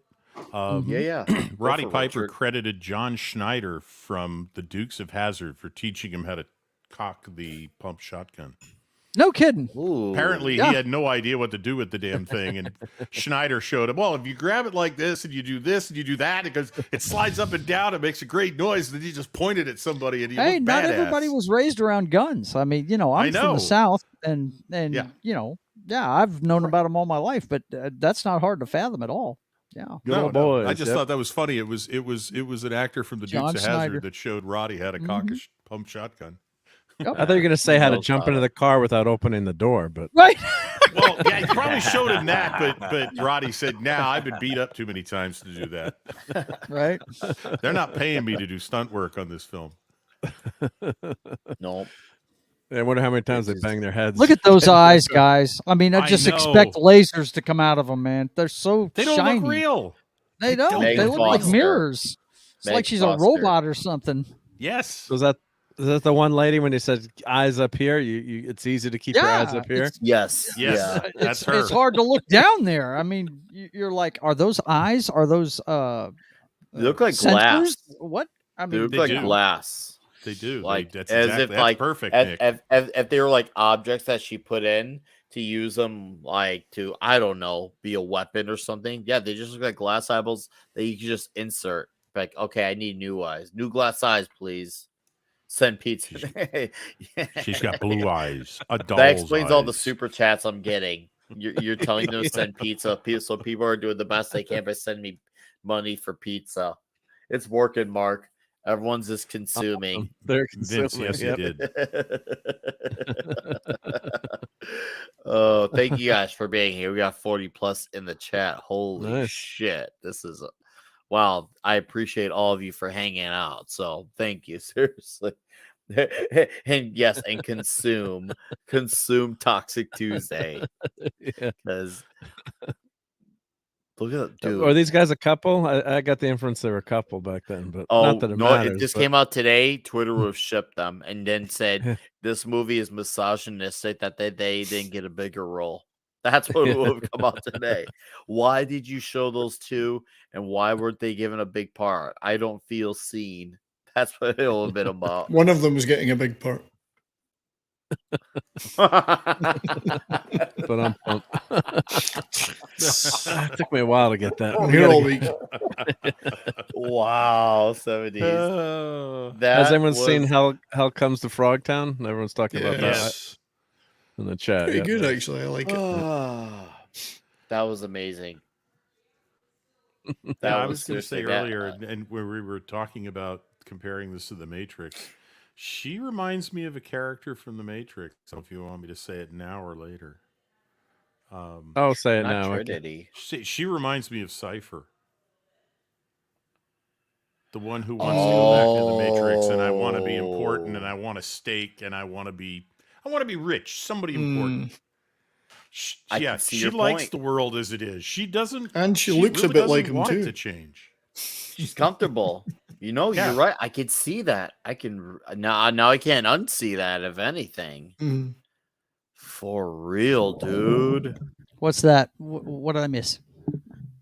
Go ahead, red shirt. You missed the topless scene. You missed all the boobs. All the boobs. I wish. No, she's a cutie, man. She's a cutie. We were comparing this to The Matrix. She reminds me of Cypher in The Matrix. She is human. Yes. But in the end, she betrays him. Yes. Because she doesn't want him to win. She would rather stay in her beautiful Beverly Hills house. Some people prefer it. And I live know her beautiful this life. steak. I know the Matrix is telling me it's juicy and delicious, but ignorance is bliss, right? Yeah. That's right. If it's indistinguishable from reality, what does it matter? Right. Yes. The fifis. But yeah, she's doing okay out of the system. Why would she want it to change? Yeah. Exactly. Well, and that's kind of like people, and this kind of brings it back to, like, I guess you could say a lot of people who live in Chirac. The area has been bad for a long time, and they always say it's bad, and then it gets worse. And they're like, oh no, guys, it got just worse. And then give a few more weeks later, they accept it and then they just continue to accept it, and just they don't think about it because things continue to get worse and worse and worse to a point where they get desensitized to things getting bad, that they become comfortable with the bad, and it puts them in a bubble, and that's where she's at. She's desensitized because it isn't to bad the world. for her. It's not bad for her. Yeah, that's the She's thing. wealthy, I mean, yeah. he lived in a homeless camp. She lives in a modernist mansion, if you will, a really nice house in the Hollywood Hills. I mean, that's two completely different worlds. Oh my God! Carpenter in the commentary was saying that's where he used to live. In fact, the cops come up his street. Mm. She in her position, I'd like to say that I'd also say, go fuck yourself in your rebellion. I'm doing okay. I would right? doing fine. I'm doing fine. Fine. Well, let's put it this Get way: lost, 70s, loser. Get lost, losers. It would take an awful lot of moral fortitude to say, I'm going to give up all of this because you're right. Yeah. That would be a lot to ask of any human being. I know if it was me, I would think long and hard and then say, fuck off. But she's pretty strong. Yeah. Do you guys think at this point that she's collaborating with the aliens, or do you think the aliens approached her after this and then enlisted her? I kind of thought she was enlisted to their cause after this scene, but it could go. What do you guys think on the? I'm with you on that. I think she's just strong, independent woman that ain't taking shit from no man right here. But later on when she shows up at the meeting, she's collaborating. She actually is a bit masculine looking. There's a bit of a 10 o'clock shadow there. That's why she's so strong. Who's she talking the reflection to on the phone? The cops there. She's talking to the cops. I'm wondering. Yes, I'm wondering. Then the cops got to her after, because they knew who Piper had the glasses or not had the glasses. Right. So I'm wondering then, hey, how about you join us? Here's $1 million or whatever. Your career is gonna take off after this. That's the kind of way I read into it. Like at this point, she just is protecting herself. Yeah, because then she finds the glasses there. Mm-hmm. So he leaves the glasses behind. Yep. Yeah. Soul Assassin, I almost got sold on that in the movie. Almost. I really did at one point. And then we all know what happened. And I'm like, oh, never mind. Mm-hmm. It was a good run. It was a good thought to entertain, but that shit ain't gonna happen. Obviously we'll get too late. Oh, magic poop. All right. Keep this going. I got to show off a great meme from Magic Poop. This is glorious, guys. Oh, yeah. It's a fun one. It's nothing like super raunchy. Woo. Here we go. They toxic. Nice. That's a good one. They toxic. That's awesome. Which one of the panel is the metal guy? Right. That's an interesting question, isn't it?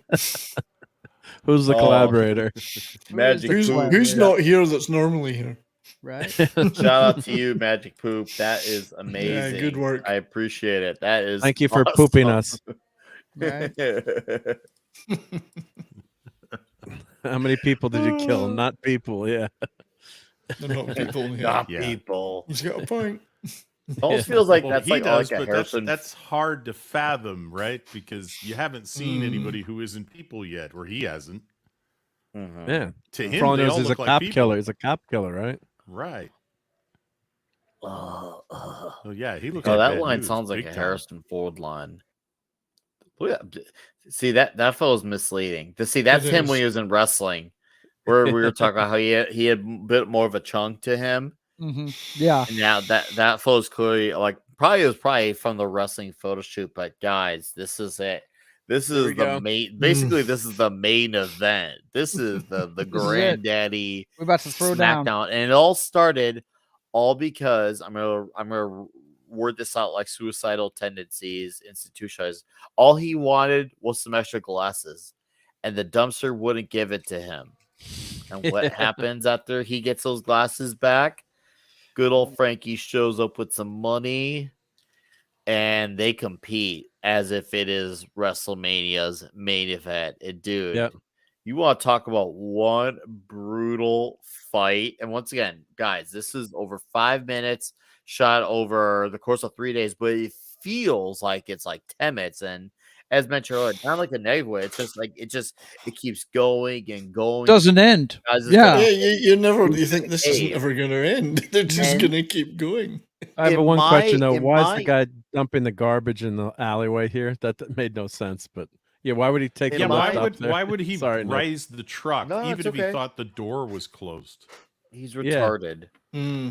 But that doesn't make sense. You're right. No, he doesn't. Retardos and all. What the hell was that?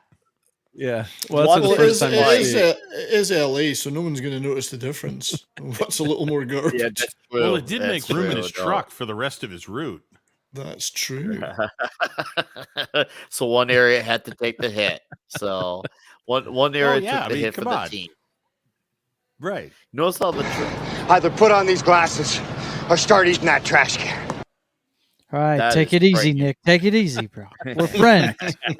We're friends, Nick. Watching this fight, you could tell it's one of those things like no one wants to give up. No one wants to lose, but no one really ultimately wins either. This is alpha versus alpha right here. Yeah. Yeah. They both really believe in their convictions. One saying wear the glasses, the other guy's like, you're fucking nuts. No, I'm going to kick your ass because you're trying to force your shit onto me. Like, to me, no one ultimately wins this fight. They both obviously they end up agreeing ultimately, like, oh shit, yeah, this is real. But dude, well, I get the impression, Nick, that neither of them really wants to quote unquote win the fight physically. What's up, Ben? One is trying to make the other guy just go away, and Nada is trying to get the other guy to put the glasses on. He's not trying to kill him. He's not trying to injure him. That's why, to me, it goes on so long, because they're not fighting to win. They're fighting to make a point. The thing is, putting the glasses on in the alleyway would be pointless anyway. He wouldn't see anything there. He needs to go out in the streets. Right. He should have just said, come with me. He drags him yes, out of the the viewer alley. does win, my brother. Yes. Yeah. Yes, Bosch. Yes.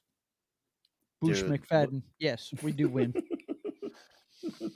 He put on these glasses starting that trash can. Not this year. Dude, he actually looks, I mean, Frank looks like he's a big man himself, too. Like, he's really trying to present himself as that in the movie, because he's just a guy who obviously he lost his family. Not like by death, but obviously he got homeless. But, dude, he puts up a fight. Actually, there were times I thought he was good. There were times I thought he was going to win. I actually this is the classic boxer versus a wrestler right here. That's what this is. So it's Rocky versus Thunder Lips. That's exactly what it is. You saw who gets it in the end, right? You let him get his hands on you, and you're done. Yeah. Yeah, that's the thing. No one wants to concede.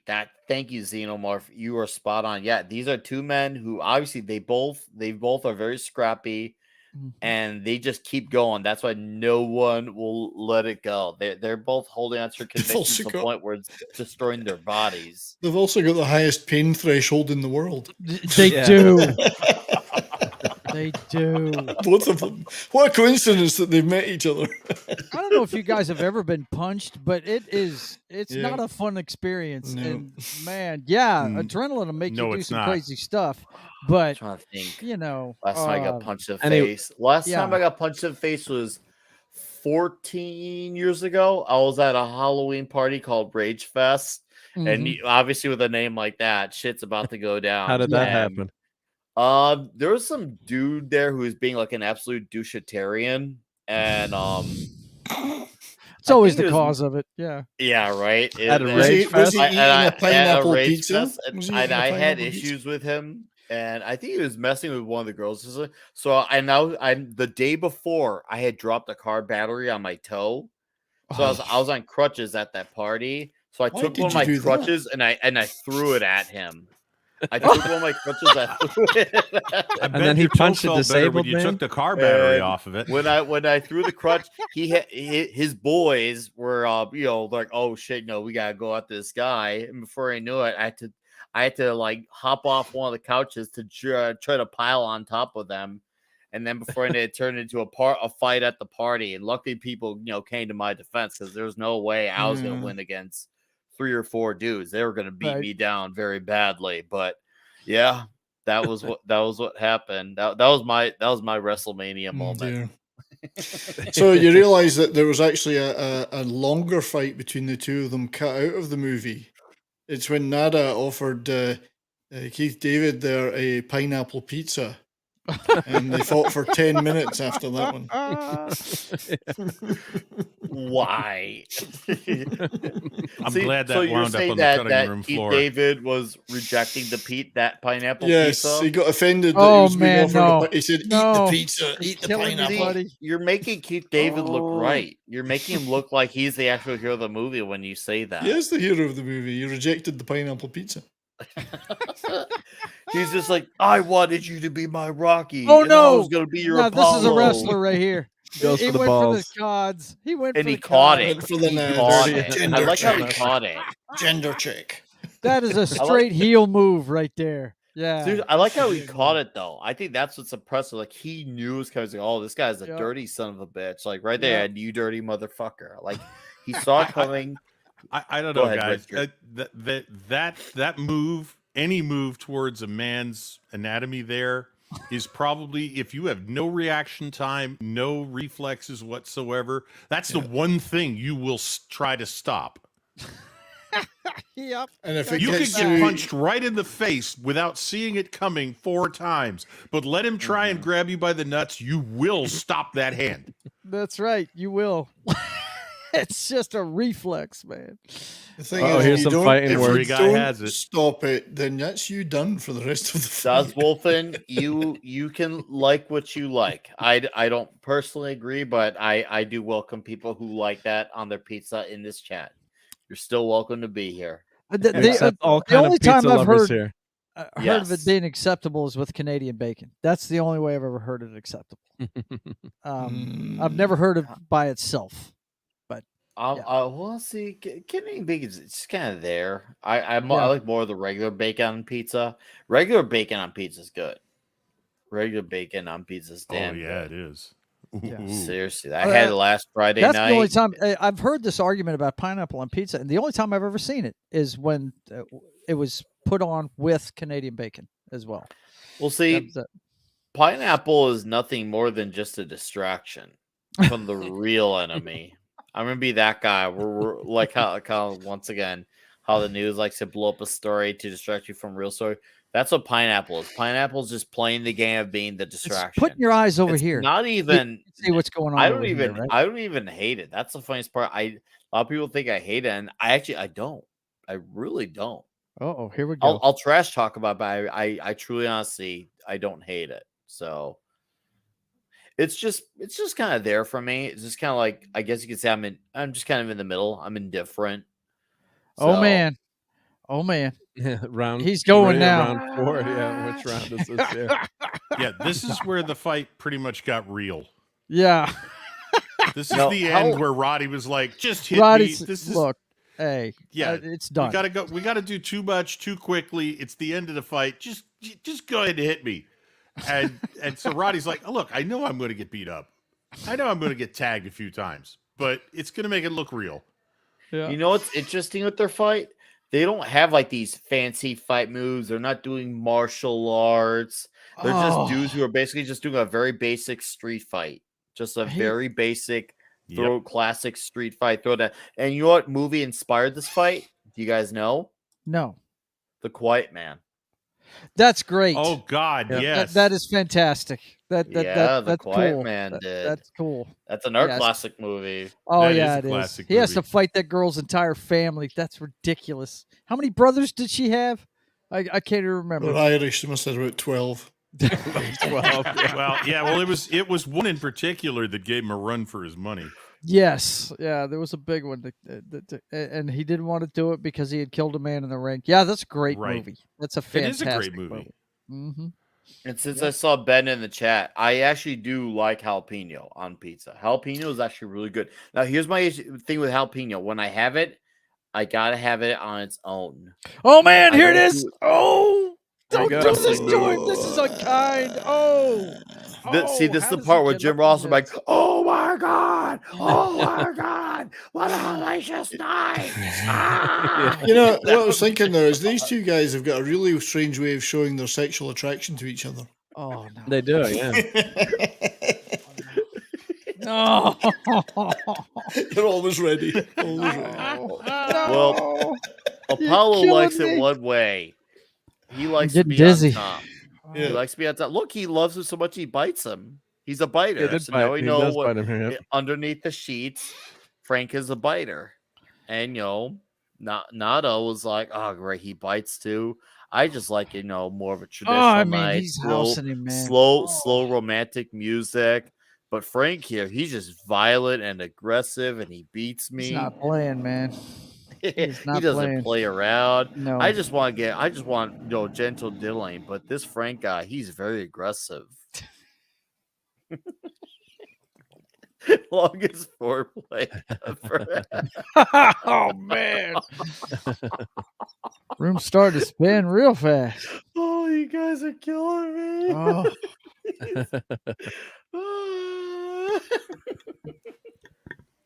Oh man, my face. Did you get my email, Mark? Oh, I did. Yeah. Oh, yeah. I'll have to show that. Yeah. I was fixing to say, man, because the room's spinning real fast, bro. Here we go. Room's starting to spin real fast because of gayness.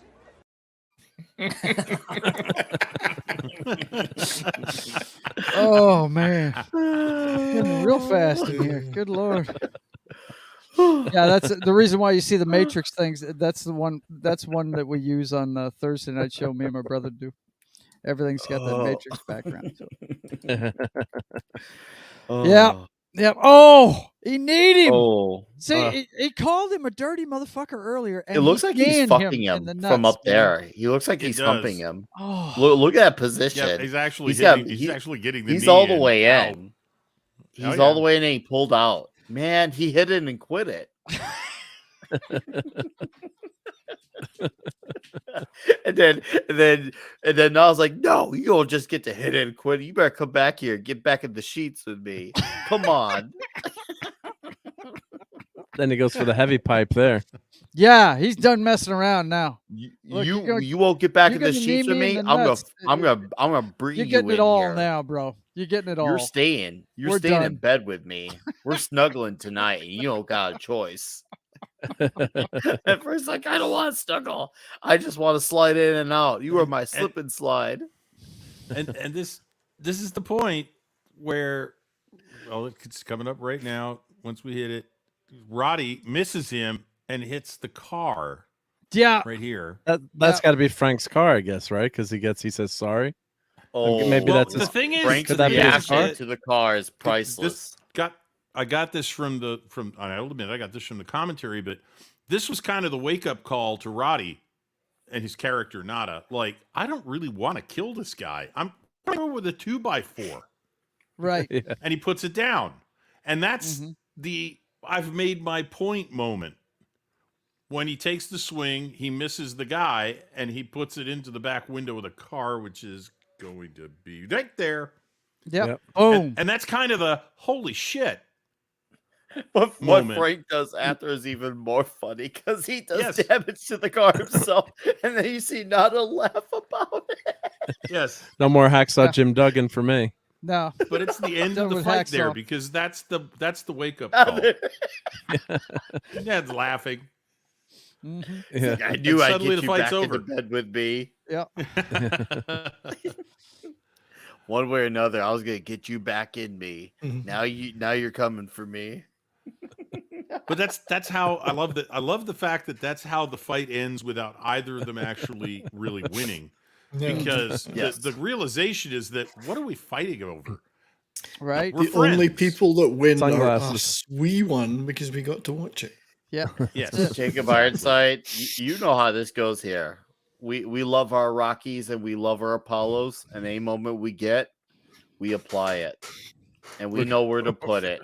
We know how to ship them. It's not gay, it's just good old manly affection. Yeah.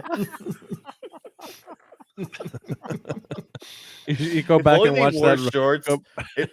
There's a missed opportunity for them not to wear shorts in the scene. If only they both wore shorts. Like they could have gone back into their pants after this fight. Okay, we can get back into our pants now.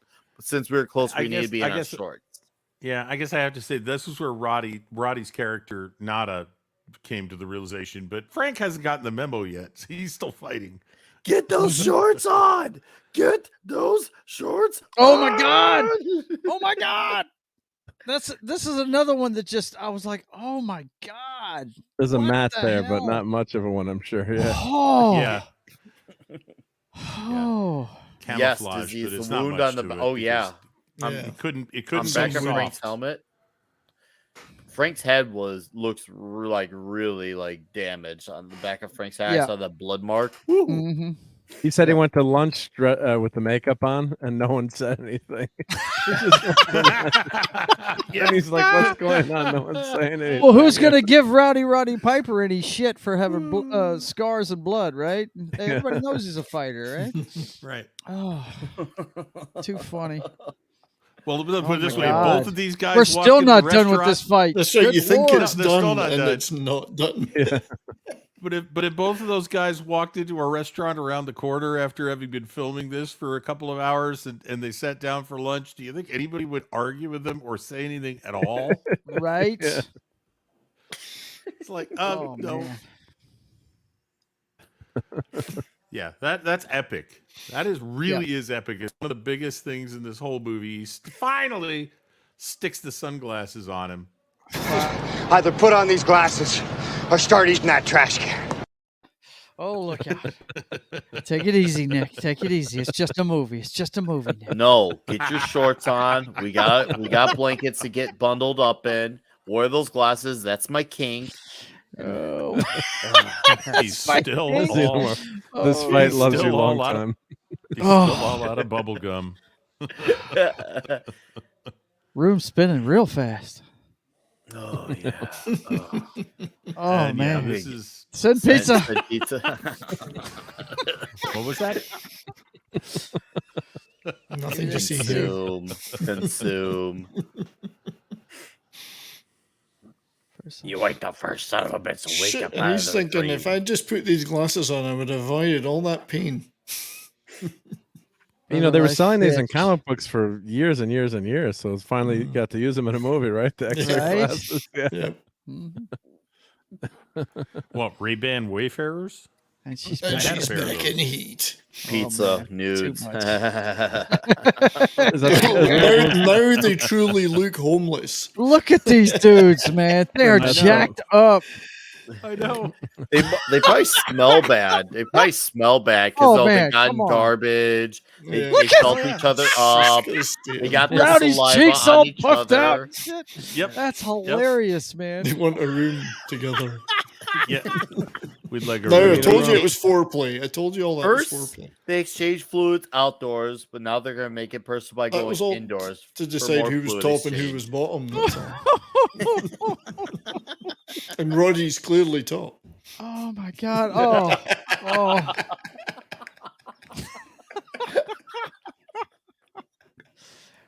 Room's spinning real fast. Yeah, he looks rode hard and put away wet. Yeah, he does. Oh my God, dude. Oh gosh, it'll never get old. That never get old. It doesn't get old, no, not at all. Conform, buy, submit. We're supposed to be talking about a serious movie, and we had turned this. Also, he got straight off for him. He lets him know he's in charge. Oh God, the room's really starting to spin now. He's getting disrobed. Good Lord, no. Hey, you want to come over here, take a poke at this? Feel this. Ain't from Cleveland. Oh man, I guess John Carpenter's not going to come on the stream and discuss the movie. A lot of time in Cleveland, and there's some lizard-like people there. You know, you did my balls back there really badly. You could have done a little bit better with that. Look at these; they're swollen and they're bruised. Look at them. Yeah, what does he say there? Wait, what are we gonna do? Yeah, that's an open-ended question. Yeah, it is. Wait for what? That really answers my phone. You got the master, dude. His cheeks look weird. Look at that. He's been jacked up, man. He got He took the worst of that fight. He did. Yes, he did. He got a blood facial. I don't know. He didn't lose half his scalp. Seriously, he's like, you gave me a blood facial. What the fuck? Oh my God. It's late, guys. Here we are. We're telling 4 a.m. jokes at 11 p.m. at night. Yes, it's sad. Yeah. I for those who catch the replay, I'm not gonna apologize. You're gonna get these jokes. Yes.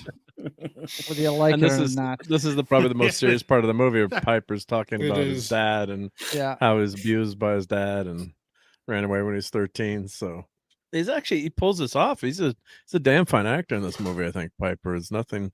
I'm surprised. I mean, he did end up doing a lot of movies, but I'm surprised he ended up becoming a bigger movie star. Because I always liked him in this. Yeah, I like his style because he's quite restrained. He's not flashy. He's just talking, and I like that. He's not trying to oversell it. Daddy, please. Just kept moving. Oh man, here we go. We're going down that rabbit hole again, folks. Look out. Chuck Norris had a longer and more successful career, and he started out having even more trouble trying to actually act like another person. Oh yeah. Oh my gosh. Yeah. You want to talk about a cardboard guy? Expert. Yeah, he was so centered as a karate expert, you didn't get anything out of him at first. Nothing. Zero. This is why I like reading. And yet we all love this movie. I guess it's because we love it. We can do this. Yes. Oh, thank you. If it was a shitty movie, we wouldn't even be bothering. Yeah. No. You gotta have fun with the things you love. You really do. Yes, absolutely. We just did. got the glasses on now to hide I the mean, bruises. this may be more comically homosexual than Top Gun. It may be. We could be just scratching the surface of it. I think it could be. Well, see, if you think about it's almost semi-deliberately homo. Top Gun, they just put on body oil and stayed clean. They did. They were out there. They were flaming with that one, weren't they? Yeah, but these guys got down and dirty. They got each other's blood on each other. The fluids exchanged.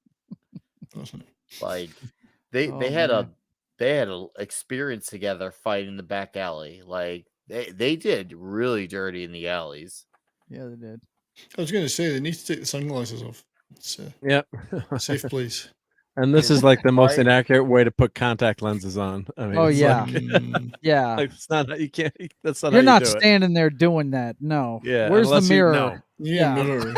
I mean, I could do it without a mirror, but I've been putting them on since age 12. But it's holding the container up there. Yeah, you don't. You these guys don't wear glasses.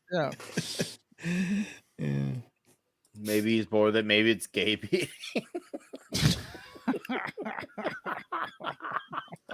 That guy looks like Meatloaf's father.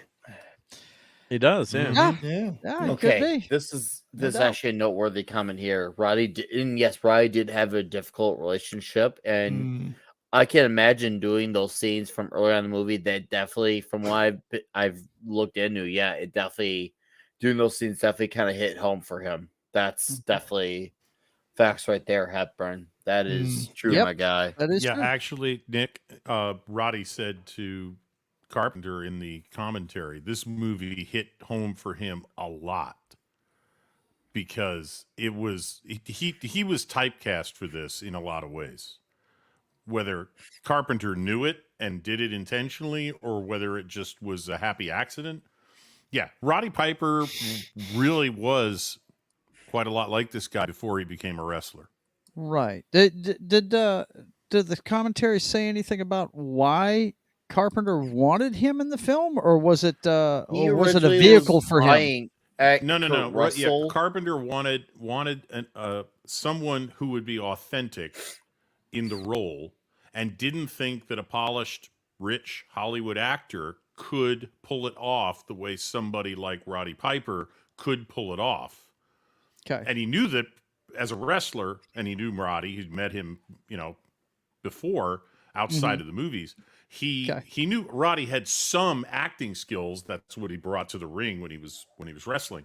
Absolutely. So he banked on Roddy being able to combine the acting skills he had as a wrestler and his real life experience, which this was going to hit him. And I think there's a certain amount of, potentially abuse there. And I'm not really serious, but I'm not sure how much John Carpenter knew how hard this would hit Roddy Piper to be playing a character that was sort of like there, but for the grace of God go I, if I hadn't become a wrestler. Yeah. And that must have been a lot for Roddy. How prophetic is that line right there? Well, that's why I froze it there, because there's some great lines. Yes, that are going message through. the guy's given on the TV set. I mean, it's almost could it be a documentary? I mean, really, it's crazy. Some people are born to play a certain role, and you know what? Piper was meant to quit wrestling for a temporary piece of time and do this role. And he came back to the company later, and he was bigger than ever. And as mad as Vince was, he also loves rehiring people, especially when he knows that they put asses in the seats. And Roddy Piper was one of them. Well, same thing with Rocky 3 with Hulk Hogan, because they didn't want to let Hulk Hogan. I think the filming went over too, and he was pissed off at Hulk for missing that. And then Hulk actually ended up doing that TV show. Remember that boat? What was that called? It was like it was like a 90s. It was like Knight Rider with a boat, long. Thunder something or Thunder. Thunder Thighs? No. Thunder Thighs. What was it called? Someone will help me out in the chat here with Hulk Hogan's. It lasted like 2 seasons. It was basically like Knight Rider combined with Baywatch, on the water. Oh, I can't remember. Baywrider. I actually was going to say Baywatch. Baywrider. Thunder in Paradise. Thunder in Paradise. Thank you, Yeah, Phantom. there it is. Yep, Thunder in Paradise. Yep. Thunder Lips in Paradise. Thunder Lips in Paradise. Don't think I've ever seen that. It was cheesy, good 80s fun. Might not have been shown in the UK. Wrestling wasn't too big there. But they had like this super duper speedboat that could do everything. See, Zeno, your comment's interesting. He says he enjoyed Piper more than anything a wrestler has done. He's a better actor. Yeah, that's the thing. This movie was his first movie. He comes in here and he makes you believe he can do this, as if this wasn't his first flick. Because let's be real here, we've seen what happens, especially in modern day Marvel, where they hire people with little to no experience, and usually most of the time, if not all the time, especially nowadays, we get shit. Yeah. But however, Piper obviously also comes from a field wrestling, which more or less is acting, depending on how you wanna perceive that. Piper. It worked to his advantage. So to be very fair, he kind of has experience. I mean, if you want to say it is, that's up to the viewer. But Carpenter mentioned this in the commentary. It's not all actors can carry a movie. There are a lot of character actors who could not carry a movie. Be the main character. They can be a sidekick. They can be part of the movie. They can add to the story, but they're not going to be the guy who's on camera more often than anybody else. And Roddy Piper was, and he pulled it off. So I'll give him that. I mean, he not only managed to make us believe he was this guy, Nada, he carried the whole movie. He is the main character. Mm-hmm. Oh, wait a minute. Stunt Brad has met the Hoff. That's awesome. That's cool. I love Baywatch. Yeah, that was our favorite show in college too. It's like Baywatch I'm like, how did NBC cancel Baywatch? It's like, what could be a better show, right? And she was pregnant, and that makes me think of another wrestler, because the very first time that Paige, the wrestler, was in a wrestling ring was her mother when she was pregnant with her, wrestling in a match. Yeah, and yeah, that's pretty cool. So that's a tag team. Yeah, I guess you'd call it a tag team. I guess. Of sorts. Put her up a weight class. Yep. Went up a weight class. This is right here when I thought, oh, hey, Holly's maybe one of the good guys. This really had me like think she turned over a leaf. Yeah, because she could have gotten shot here too, though, right? So yeah, that's what I mean. Like she could have been absolutely. Well, they're firing pretty indiscriminately. Yeah, that's what I mean. And it didn't look like they were trying to like avoid her with the shot. It looked like they were going straight for her. Like, hey, it was kind of one of those, hey, move, bitch, get out the way, otherwise you dead. Mm-hmm. But Stunt Brett never got to meet the Hoff. Oh, that's too bad. That's a shame. Oh, look at all the stuff on the chalkboard there with the TV and the kind of explaining how the signal works. Mm-hmm. That's kind of cool. Yep. And the leader bites the dust too, unfortunately. Yep. Yes. No, Keith David, memorable voice. That's right. Shout out to Gwen Stacy. Right, that is true. Yes. Great voice, yeah. Isn't he doing Kingpin and something? Or am I getting confused? Didn't he do a Kingpin? Which Kingpin? No, you're not talking the Daredevil movie with Michael Clark Duncan. That's the guy that played John Coffey. The movie Kingpin. Michael Clark Duncan. No, in Marvel Wasteland. Oh, Daredevil 2003. That was Michael Clark okay. Duncan, Green Mile actor. Yeah. Okay. Oh, it's a podcast. He's played Kingpin, and it's not. Okay. Yeah. Okay. Marvel. I don't know if it's even out yet. That. Oh yeah, it is. It's Marvel Wastelanders Doom. Okay. It's a lot of. I thought you were talking about the. It's a voice role. Ben Affleck Daredevil movie. No. Who would talk about that? Why would we talk about that? The director's cut is good. I like the director's cut. What are you talking about? We talked about Midnight's Edge earlier. We talked about the director's cut because Klobby said he hadn't seen it.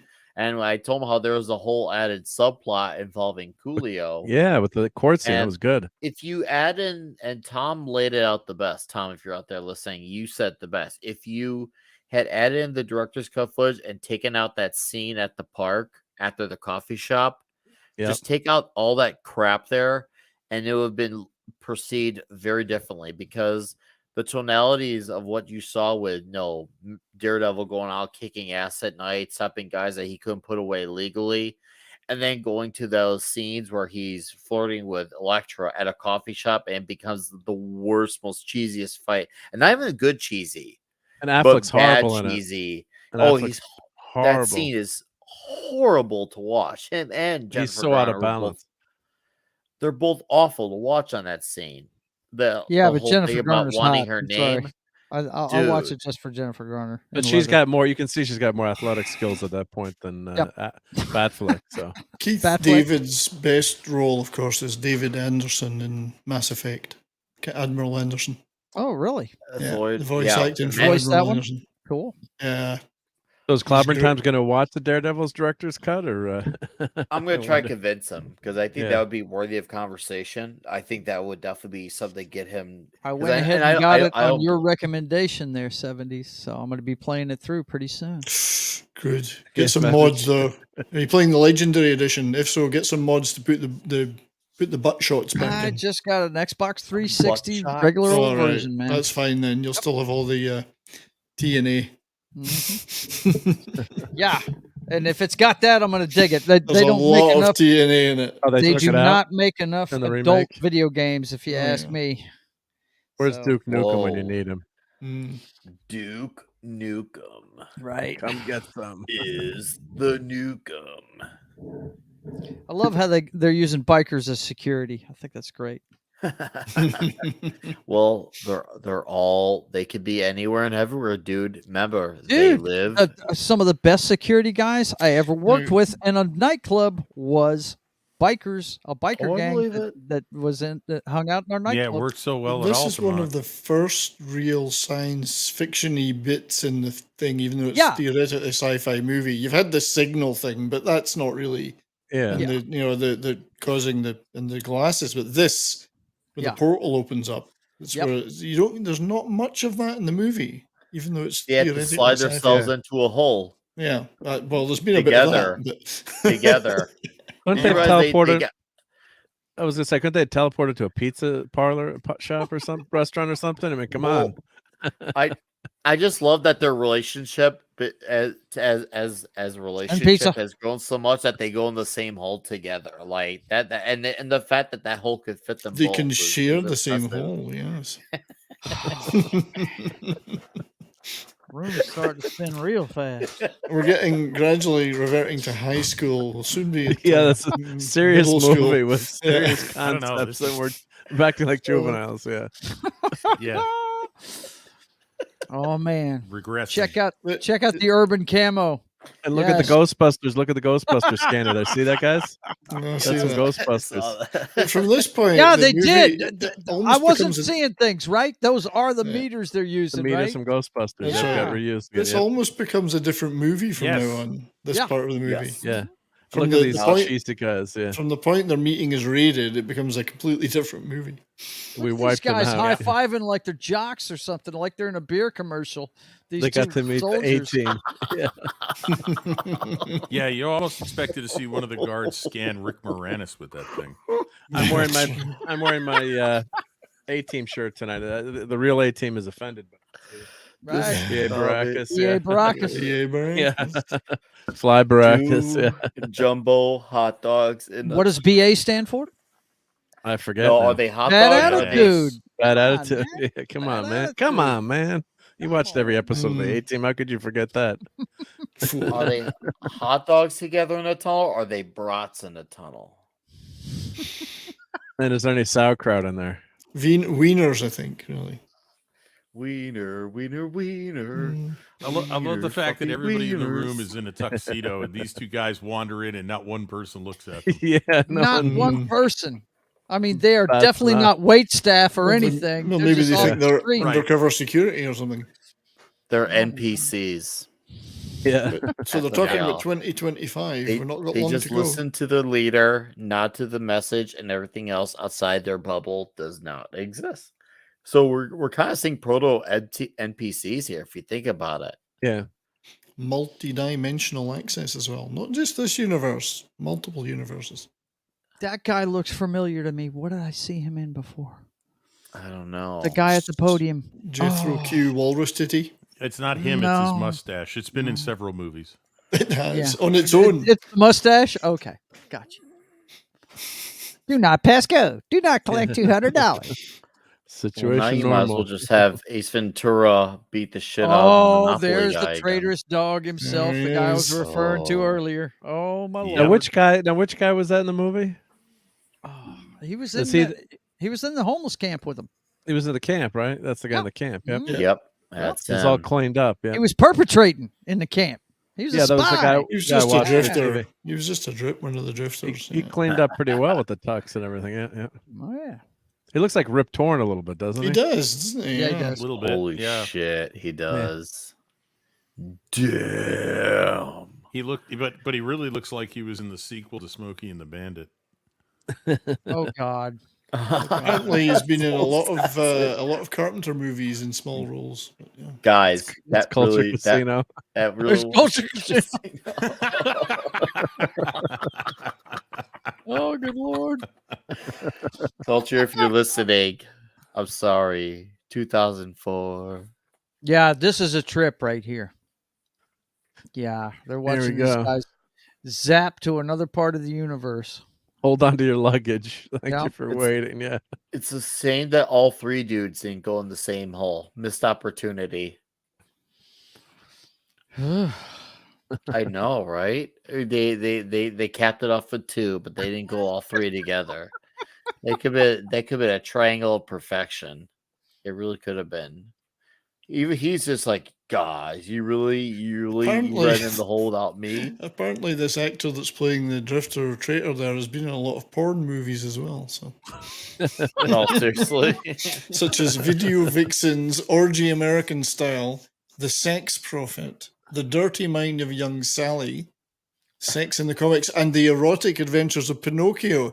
The more lies that were told, the more exciting he got for his Pinocchio. Oh he my had God. a varied career. Satan's Lust. He played in a film called Mother Knows Best. He played the part of Boris Clitoris. Oh my God. Suddenly, Roddy Piper looks like a real actor now. Right? He looks like an A-lister. Yeah, come on, he was able to keep. He'd be doing a movie with Tom Cruise next. Come on, he was able to sustain a long career. Oh, I feel for you, brother. Oh, good Lord. Oh, you feel the long career, don't Mannheim you? Right here. Feel it right here. Say hello to my little friend. They're throwing down now. And of course, these guys are just walking around everywhere. There's no metal detectors or any kind of security. It's like just let them right in here. Flannel is an everyday garb around here. Yeah. Well, I mean, they came in through a portal, so it's not like they came in through a secured checkpoint. That's true. Yeah, good point. A person could walk in. It came in the way the aliens come in. Right. Yeah. They don't expect somebody from the other side to get down here. Yeah. Exactly. Mm-hmm. No, they're not. They're used to be able to go in each other. They feel so comfortable to go into each other's holes that they don't expect outsiders to go into their holes. So that's why they all have to worry about like metal detectors, because they have comfiness around each other in their holes. That's an interesting line here too. There ain't no countries anymore. No more good guys. They're running the whole show. Yep. That was premonition. They own everything. Yep. Yeah. The whole We're in the day and age planet. where we have a fetish for the gray area. Like, don't get me wrong, there's a time and a place for it. Obviously, there's some great characters that come out, but nowadays they want it to be every character. Just saying, they just, especially with the current crop of writers, where they write in the perspective of where they relate more to the villain than the hero, and they think that, oh well, I can write this character who's supposed to be the hero and have them do all these bad things, but because I'm the character, because no, it's a self-insert. No, they think because I think this is wrong. What I feel is wrong is what I feel is right just because I said so. Yeah, no, we have seen shitty behavior become incentivized, and it's become the standard. It's happened throughout time. Worse on role models. Oh yeah. Time. But how many guys sided with the Yahtzees during a certain part of history? Just so they could survive and make it through, right? I mean, yeah. Oh, I won't mention Joe Kennedy. No. Don't mention. I told you not to mention Joe Kennedy, but you just did. Why shouldn't we mention Joe Kennedy? Shit! I just said Joe Kennedy. What was the middle thing there? Biggie Smalls. But The speech he gave was actually rather telling just before, where basically, you could do pretty well if you let them. They'll help you. They'll give you. And I'm like, yeah, that's not what I want to do. I want to get it for myself. I want to earn it. I want to do it. Yeah. And this is about, why don't you want to just let them give you what, nice things. Yep. Because they'll decide what you should have. Because nothing is for free. Right. Exactly. Yep, nothing's for free. You're gonna ask what the price is. But that guy was like, "What's the threat?" Well, you obviously don't understand what the threat is. Everybody else is being used as cattle. Yeah. Yeah, I love this right here. He's like, well, excuse us. How to get to the roof? Yeah. To the roof, yeah. Sissy Piper is so good in this movie. He really did. Go ahead. Oh, sorry. Ghostbusters. Ghostbusters coming through. Here we go. Yeah. We got a call. We got some. Those have been in a lot of movies. Yeah. Rebels on the roof. We got a call. Ghostbusters. Yeah, this is a short movie. We have had this conversation a lot longer than the movie runs. Yeah, no that's doubt. true. Yep. Well, Yes, it's we've because been we look talking at. longer. Come on, Joe. All the best streams do that. Oh, I know. All I'm the just best saying. live streams. And Don't how cross much of the it streams. was us talking about the fight and all of course Mhm. about the hidden shipping relationship that they don't acknowledge that in Twitter today. You can't turn a these- Ford. Sorry, Nick. Right. Go ahead. Frank and Nada would have been the biggest ship of 2022 on Twitter. Like, That's right. Thing is, if you can't turn a 1.5 hour movie into a 4 hour live stream, you're not doing YouTube properly. And here she that's is. true. Here she is. So is this us With double e-fapping cross. then? It is. This is getting Every close. frame of film. That's it.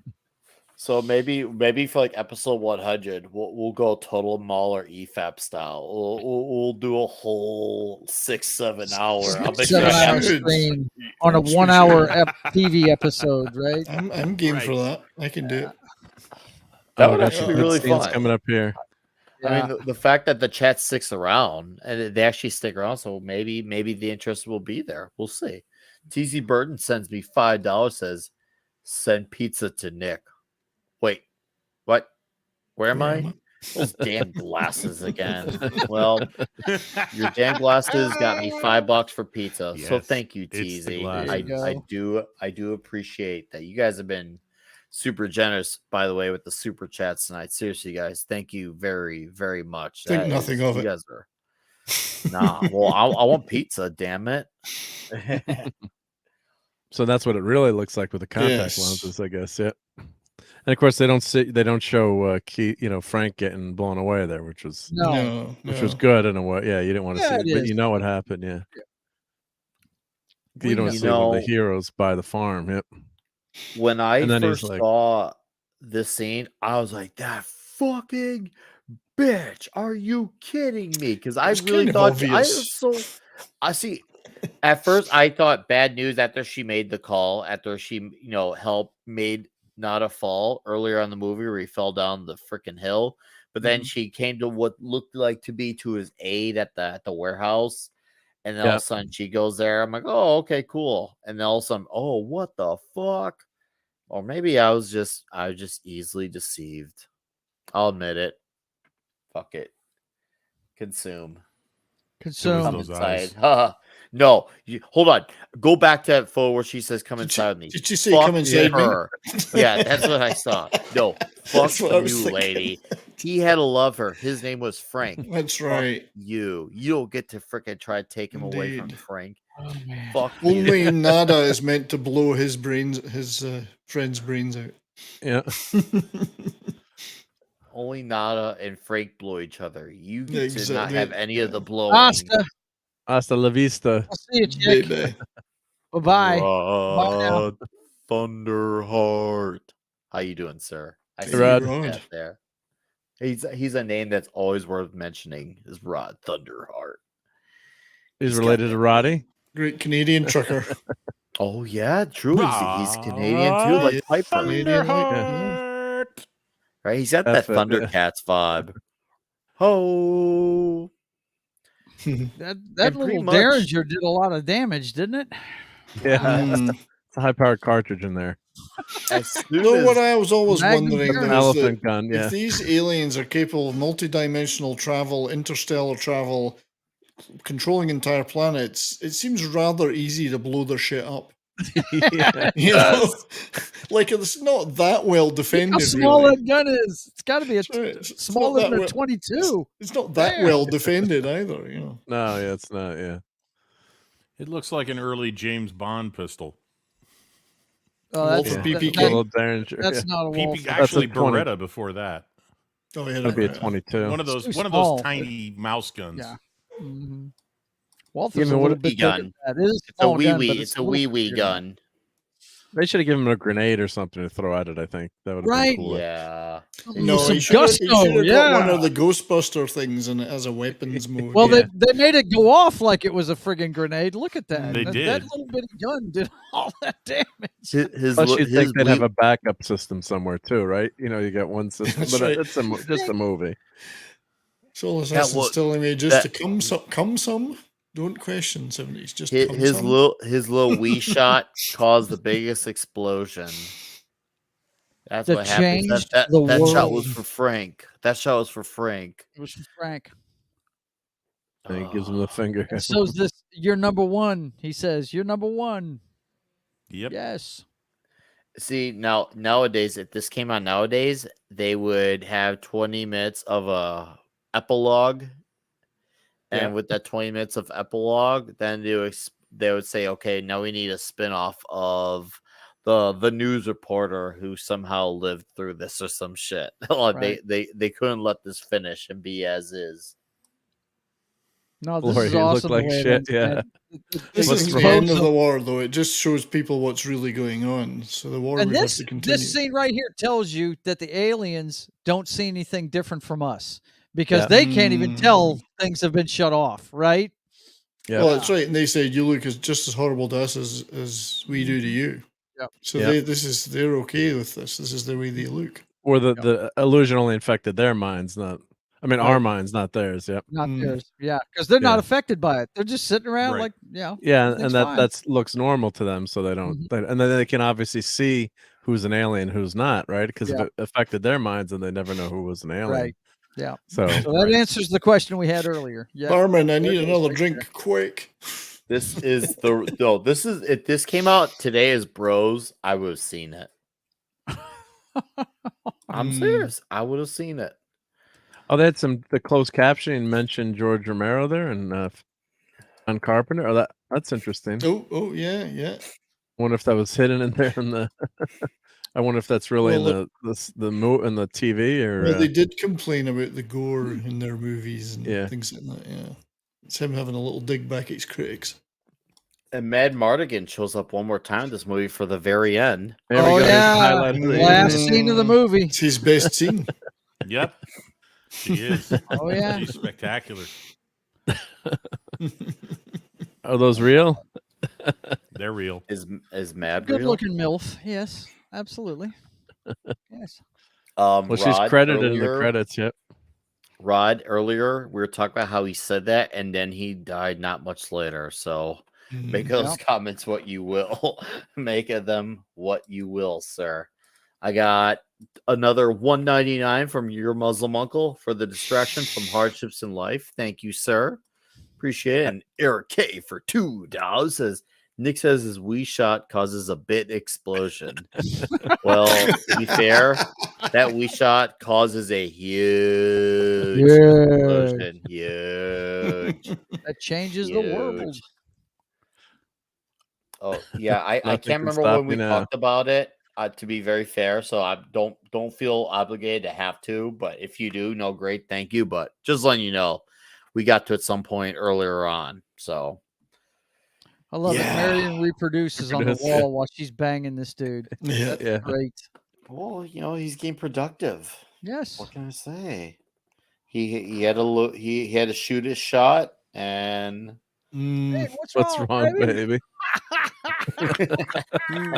What? I'm surprised she doesn't scream here. Yeah. Right. Matt is always there for us. Yes, he's always there. Yeah. Funny how they're anatomically exactly identical to humans, except for their face and their body skin color. Mm-hmm. Oh my god! Man. I can't tell that are you doing something there? Was there something different? The end of the bromance. Oh no. The end. Nada. Rowdy. And that was not a bad movie, guys. What can I say? Not at all. Not a bad movie. All right, chat. You know the ritual here. I think I may have seen a new face or two as well. So for those new faces, we rate this movie in greatness and in toxicity. It's gonna be interesting to see how we define this movie in toxicity. 1 to 10, both scores. For those in the chat who've done this before, you know how to do this. Show them how it's done. Hey, that's me. That was you. Yeah, you look pretty good there. Yeah, that one actually worked pretty good. Oh, yeah, because so Matt, you can imagine, Nick, if you and Roddy Pickford had a son, that's what he would look like. How do you if know? You and Roddy had a son, he would have looked just like that. We didn't have a surrogate. I'm just saying. Naked lady. Oh, she's credited at the end too. Sibby Dan. I'm going to look her up. Sibby Dan. Sibby Danila. Danila. Sibby Danila. All right. So let's see here. All right. Well, will the scores keep popping up? 70s. Why don't you sound off on your thoughts? We're going to lead off. That is an interesting question about toxicity. Right. It's a tough one. It's a tough one. I don't know about toxicity, but I certainly think that it would be very difficult to make this movie now just because of the brutality of the message and how much it would hit home. So if you consider that a form of toxicity, then it's an extremely toxic movie because it's really calling out just, the rulers, the feudal overlords of our society pretty brutally. I don't know if there's a great deal. I mean, there's not a lot of language in it, and there's a little bit of nudity there, I guess. But I'm going to say that just because of the people that it's attacking and the brutality of the message in terms of toxicity, I would give it 8 out of 10, just because of that.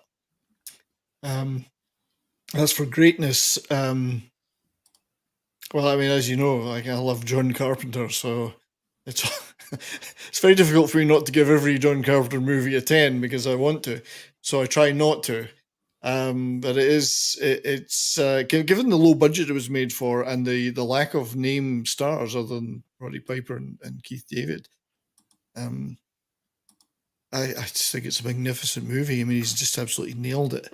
So, but I probably and the fight alone is worth God knows how many points. It's something like about 9.75 out of 10. 9.75 out of 10. I can't go for 10 for everything. So that's true. You can't. Yeah. All right. I love it. I'll get with it. All right. I'm gonna read off some scores. I'll pass it off right after. Das Wolfen, 10 out of 10 greatness, 9 out of 10 toxicity. Vince Womack, overall 8.7, toxicity 4.7. I like the 0.7. And then Clay, 9.8 overall, 9.8 toxic city. Ooh. Then Gwen Stacy says 10 pimps less across the board. One of my favorites. That is hilarious. Thank you, Gwen. And then TZ, greatness 9, toxic 8, cheese 11. Oh, dude, this is freaking brie cheese on a maximum level. Yeah. Xenomorph says this was a good stream, a good movie, good times. This movie 10 out of 10 greatness, 100 on 10 toxicity. This is more toxic than Top Gun, thanks to this panel. You guys have made it very toxic to me now. Good. That's what we want. And then Jacob Ironside, overall 8, toxicity 10, magic poop 11 out of 10 overall, 9 out of 10 toxicity.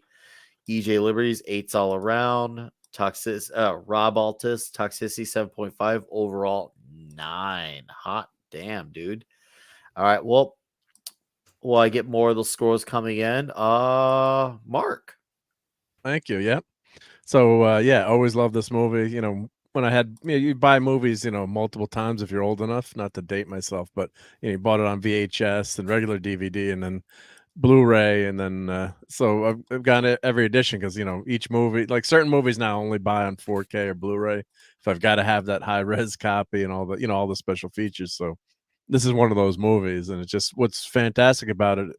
Originally the director made it to attack Reaganomics and consumerism. But what I really like about it, you can apply it to, like any good satire, you can apply it to interpret it multiple different ways, and you can't say it's just that or it's just this. So as a viewer, you can say, this is what it represents to me, and there's a lot of depth and there's a lot of great speeches, and we had a lot of fun tonight. We're playing some of those fun clips over, but when you really get down and check out that dialogue and read what Keith David is saying and what the other characters are saying about having freedom of thought and free will and not letting anyone control you and not obeying and thinking for yourself, there's a lot to it. So it's great on multiple levels.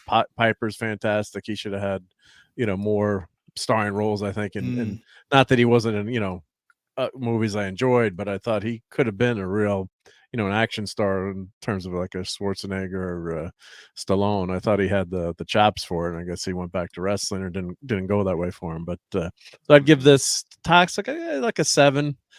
Rowdy is a toxic guy. He's not going to take any crap. And same thing with Frank. He's got a family, but he you don't see him die on screen, but he sacrifices it too. And there's a serious story here in terms of fighting back. And you don't need a sequel to this, but it would have been really cool to see, of course, because the two leads, or maybe they could have had Roddy say that he lived, but see that kind of like that that resistance. But you don't have to have it. I think the movie makes its message. But I give it 9.6. I mean, just one of my favorite movies you can watch, and it's quick and it gets to the point. There's no it doesn't meander. It's like boom boom boom, and you get that awesome and that fight scene, right? I mean, you get one of the greatest fight scenes in all of movie history. So this is if anyone in the chat hasn't watched this, check this movie out, seek it out. You'll really enjoy it. And if you can listen to that director's commentary, it's actually on YouTube. I'll find it and put it in the chat, and you can actually play the movie and just listen to that commentary. It gives you a lot of great insights with Piper too. And of course, since he's unfortunately passed away, it's kind of bittersweet to hear him talk about the movie, but there's a lot of great insights. So it's highly recommended. So I'll post that and check it out. Check that commentary out too if you have a chance. Killer. Thank you. Oh, thank you, sir. Appreciate it, man. All right, I'm gonna read a few more here. Shawnee Step says greatness 10, toxicity 8, and by the way, the naked lady was also the mom at the birthday party and beginning of Ghostbusters 2. Shawnee Step. Rod Thunderheart 10 out of 10. A Human says 10 out of 10 overall, 2 thumbs up on the. And then Phantom Outsider 9 overall, 10 for toxicity. A straight white man, straight black man saved the world for the patriarchy. Plus, you have the Amazon and Marvel review force going after those that didn't like. Ooh, that's a good comparison. Sure Phantom Outsider. Are we sure? No. That's true. Oh, that's gonna come into my toxicity score when I get there. Radioactive. 9 out of 10 greatness due to how on point the messaging is. 10 out of 10 in radioactivity, way beyond toxicity. Cavatino, 10 out of 10 packs of bubblegum greatness, toxicity, 0.69%. 100% slobber knocker. Yes, no doubt. Yes, yeah. And then Soul Assassin, awesomeness, 10 out of 10 pieces of gum.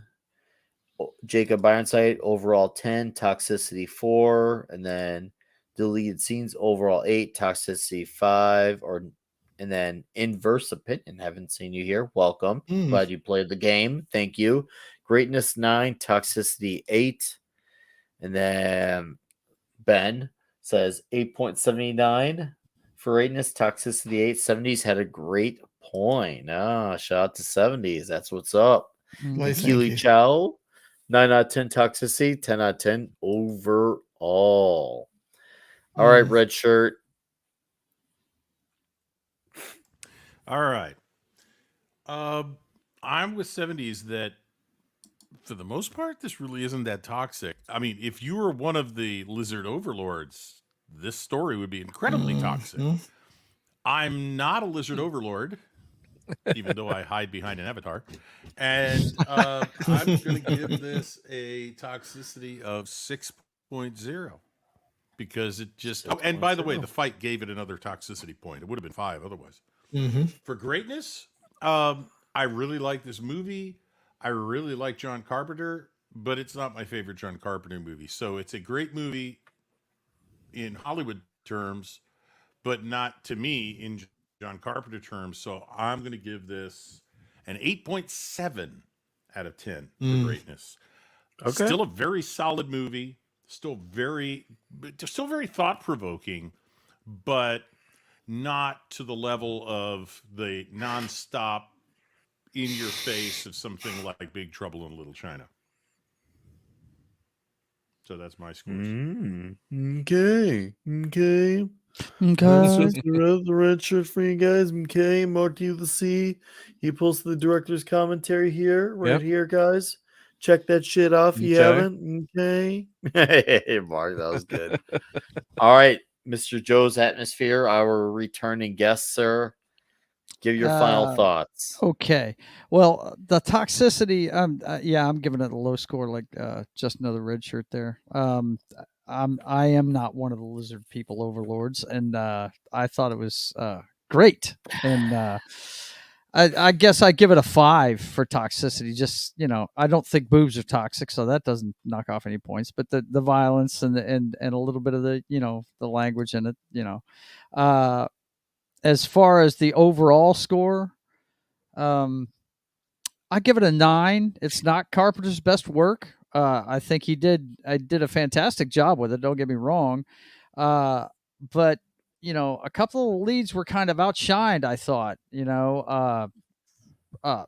Roddy Piper achieved things that I didn't think he would achieve at all in this movie. He did fantastic, but he was not Shakespearean by any means. But the preacher, the guy giving the message on the television, a couple of the rebellion, the supporting cast really gave a rich background to the show. I thought, and they really, when you talk about supporting characters, they supported this movie quite a bit, and so I'm going to give it a 9 out of 10. I'm kind of like 70s. I love Carpenter. I want to give everything he's got a 10.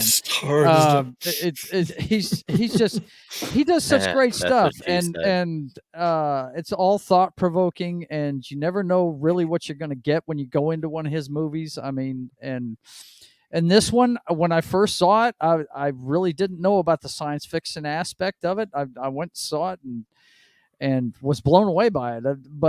But I think they could have done with a little bit bigger budget. The special effects were really corny. They really were. And but the supporting cast in it is awesome. And Roddy Piper, in the one movie I've ever seen him in, was great. He was a great character. He was a perfect casting. I'll put it that way. He was perfect casting in that role. So yeah. Good old typecasting. Thank you, Joe. Yep. Appreciate it. And your Muslim uncle comes in here 10, 10, 10. The extra 10 is for prophecy. Yeah, right. For predicting the future. 8 out of 10 overall. 5 pieces of true bubblegum. Not 10 for toxicity. Well, I guess I'll do mine. For movie, I'm gonna go probably around 8.7 as well, as far as the greatness of the score. Obviously, prophetic. We all know that Piper gives a super memorable performance. His buddy Frank. The relationship is very memorable, and though they got really aggressive with no bed sheets included on the alley, like it was really really touching stuff. Some ways, more ways than one. So I felt really entrenched by it all, and I felt their love really shine for each other in that fight. And I was just really, I really felt that, sometimes you hurt the ones you love, and you saw what happened when two men love each other. So I'd say, yeah, for toxicity, I'd probably give like a 6.5 because just off the fight alone. But yeah, obviously a fantastic story, and what it meant to be a play on turned out to be a whole other thing in real life. Wow. In 100 more ways than one. So life is funny like that. So anyways, that is the 61st episode of Toxic Tuesday with They Live. Thank you guys. Seriously. Let's give a little sneak peek. A little photo here of what's coming in next week, guys, right in time for the holiday. Okay. Hey, how many Brandon Lee fans are in the chat? I'm just curious. Are there any Brandon Lee fans here? Like, I would really like to know. Big fan of his daddy, no doubt. I mean, Halloween is coming up. And there was a certain guy named Sting who took after a certain appearance. Remember him, guys? Remember this? Yes. Yes. That's right, Vince Womack. Yes, the Crow. That's what's up. Yes. Hell Night, baby. What's up? Yeah. Yes. Great stuff. That will be a good one. Looking forward to that, man. Oh, I cannot wait. Yes. I've been wanting to do this one for a while too. So it's gonna be hey, deleted scenes comes in hot with a super sticker. How you doing, dude? Thank you for dropping in. What did you bring me here? He gives me a thumbs up. Well, thank you for the $1.99, sir. I do appreciate it. Thank you. All right. Well, guys, the Crows next week. And the only negative thing I can say about that movie is we lost a bright star. We did. Really, really sad. Because he was on his way up. He was probably going to be bigger than his dad. He probably was. We'll never know, too. Yeah, it is sad. So, also, guys, in the chat, just so you know, too, I'll just let it be known, too. November, it's going to be the month of Sean Connery Bond. Oh, surely. Got to do Thunderball then, bro. Got to do my favorite. Awesome. Do you expect us to talk? No, Mr. Bond. I expect you to die. Is Pushy Galore here tonight? Must be dreaming. I must be dreaming. It's a lot of pushy, and it's very snatchy. A lot of vagina. Your mother likes it. So yeah, she does. November is gonna be fattening, and we're gonna get classy. Who knows? Maybe for one of the panel, we'll have to wear a suit or something just to get. Dude, we did it. Just a quick side note: we did we have this huge artists auction around Christmas time. It's called Christmas in the Sky, and it's done at a local racetrack.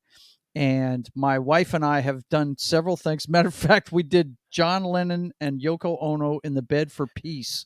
Us and a couple of another couple that were dressed up like them.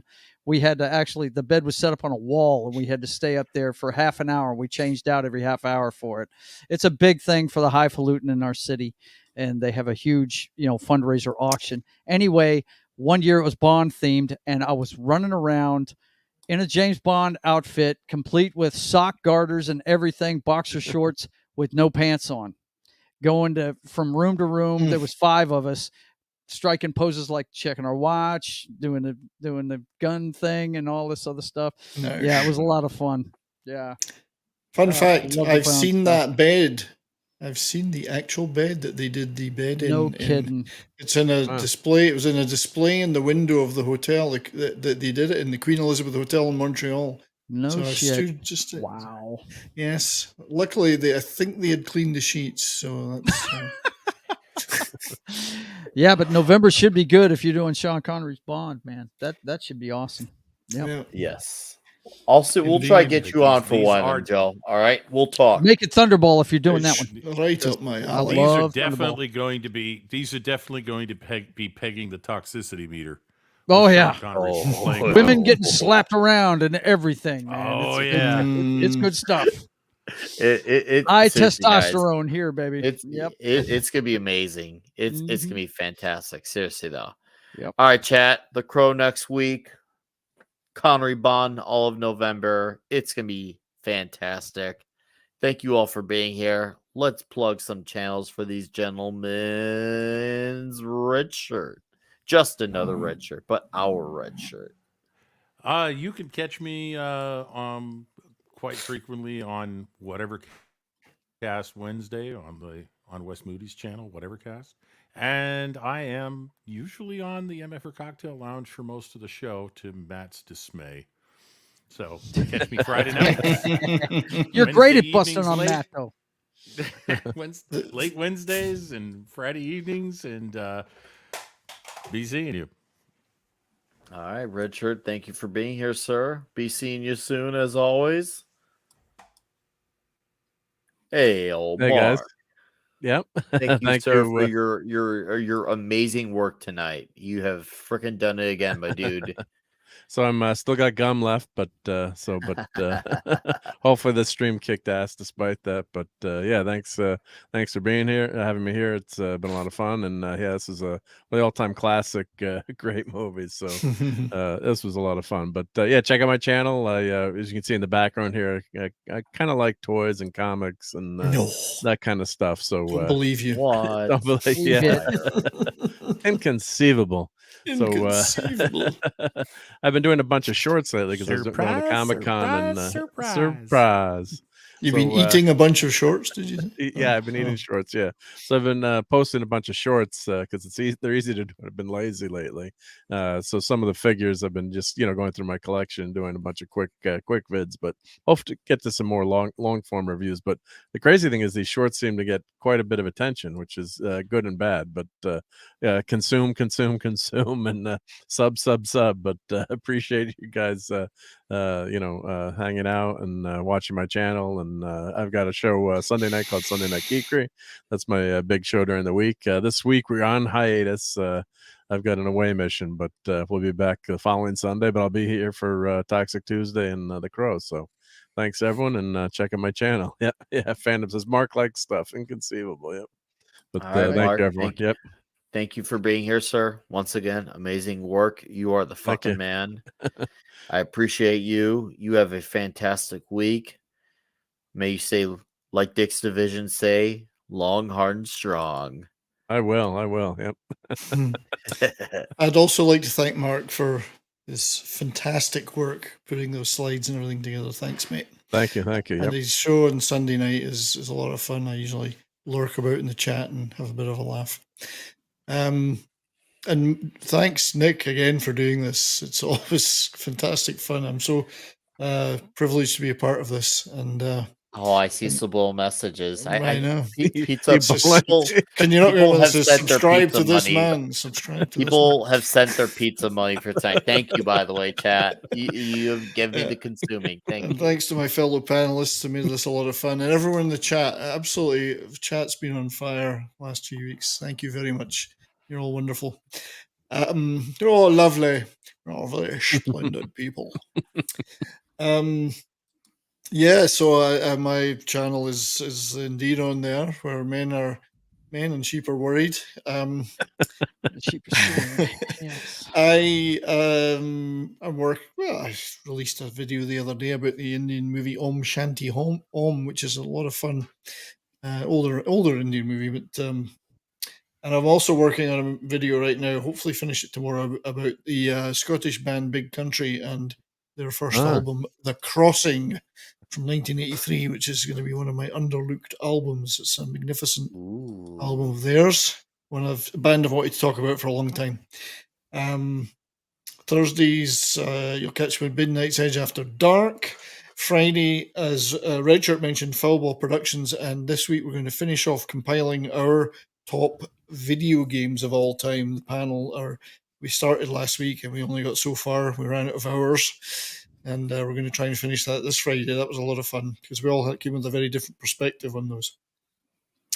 And next Monday, I will be doing my live streams I do every second Monday, 2 p.m. Pacific this time. Because I'm moving house soon, I don't have time to prepare something different. So I'm going to do a part 2 to the discussion I had a few weeks ago on The Who. So it's going to be The Who part 2, more Who discussion and talk and I noticed the lack of vinyl in the background. I was getting worried. There's you can see some beer and whiskey, but there's no. That's the Rush beer. It's been packed. It hasn't been stolen. Okay, beer, no, and it's all packed. The house the apartment is practically all packed up. So, and in fact, after next week's Toxic Tuesday, I'm going to be packing the studio up because that's all that's left unpacked in here. So. Final broadcast. Yes, final Toxic Tuesday till the week after, but because I'll be moving during the weekend. But anyway, thanks everybody for letting me ramble. And that is not a Canucks hat. I am a Dallas Stars fan. Dallas Stars. 3 wins out of 3 to start the season. Inconceivable, as Mark would say. Yes. Very sweet. Sweet. We're playing totally unlike the Dallas Stars, so long may it continue. Anyway, thanks everybody, and I'll see you all next week. Yes, guys. Sub to 70s, sub to Mark D with a C. All right. Thank you guys for subbing to their channels. 70s, you have a fantastic week, sir. You too, mate. As Nelson Mutz likes to say, I will smell you later. Yes, you probably will. And then our returning guest, Mr. Joe's Atmosphere. Hey, thanks for having me, Nick. I always enjoy this show, man. I love good movies, and you always bring me on for the best ones, man. And, me personally, I am. If you don't know my schedule by now, you're not watching, I guess. Tomorrow night is State of the Atmosphere, where I talk to the chat. Thursday night, it's Hack the Matrix with me and my brother. Let's see. Saturday afternoon, I chronicle the comic book. We're almost done plotting issue number 1. So coming this spring, I'm probably going to be talking to my man 32 Flavors about getting on Comic Shop Talk.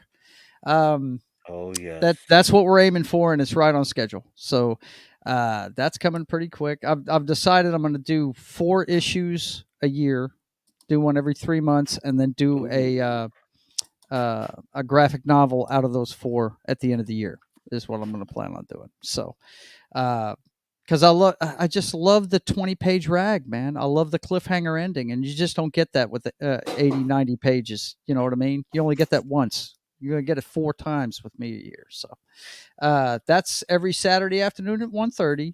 And then, of course, you know, it's sports ball season for me. The only sport that I really follow is the NFL. And we do a pregame show, me and my man Knock, 10 o'clock in the morning Central, 2 hours before the kickoff of the Sunday games. And yeah, that's me.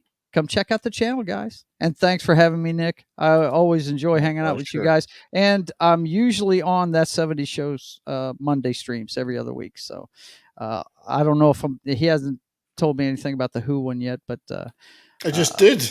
Well, I just told you. You didn't tell me if I was going to be there. That's what I'm saying. You're always there if you want to be. I know. He wants you to come. Need you ask? Just I know I don't have to keep the $20 a show coming, and you're good. I am messing with you. Anyway, thanks for having me, Nick. It's always great to be hanging out with you, bro. Thank you. You're welcome. Thank you, sir. Glad to have you back, and we will do this again soon.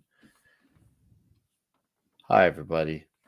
It's been good tonight. Seriously, it's been really, really, really damn good. Seriously, thank you to the chat. Thank you to the mods, Eric K, Red Shirt. Thank you guys for holding the fort down. Greatly, greatly appreciate it. Magic Poop, Legion of Memers, fucking awesome with the photos. And for the new faces, thank you for trying us out. Hopefully you come back for more. And to the reoccurring, seriously, you guys are fucking insane. I freaking love it. It's been awesome. So you all have an amazing week. I will see you all soon. And next week, of course, we're talking The Crow. This Friday, Comic Shop Talk, we are actually talking some spooky books like Tomb of Dracula, Werewolf by Night. We're going to have Wakazashi's Tea House as our guest. That's going to be fun. And to the ones who did the direct donations, thank you very much for the direct donos and for the ass load of super chats. Holy shit, you guys were fucking nuts tonight. I am like, what the fuck? Like, that's crazy. I'm not, man, what? I don't know. But anyways, yeah, that's coming. Comic Shop Talk. You guys all find me Midnight's Edge After Dark, Comics Division, Yelling at Park Cars, and I'll be reviewing this bad boy as well.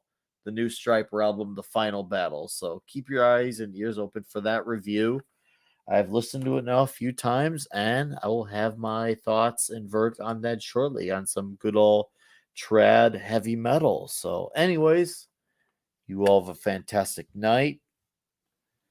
I will see you all soon. This is goodbye. Good fight. And TZ Bird, I will get my ass to Florida in Orlando. If you're all going to Orlando for the Geeks and Gamers meetup, I will be there. I will be at Meetup 2. I'll be there Saturday before. So, well, don't good night, forget everybody.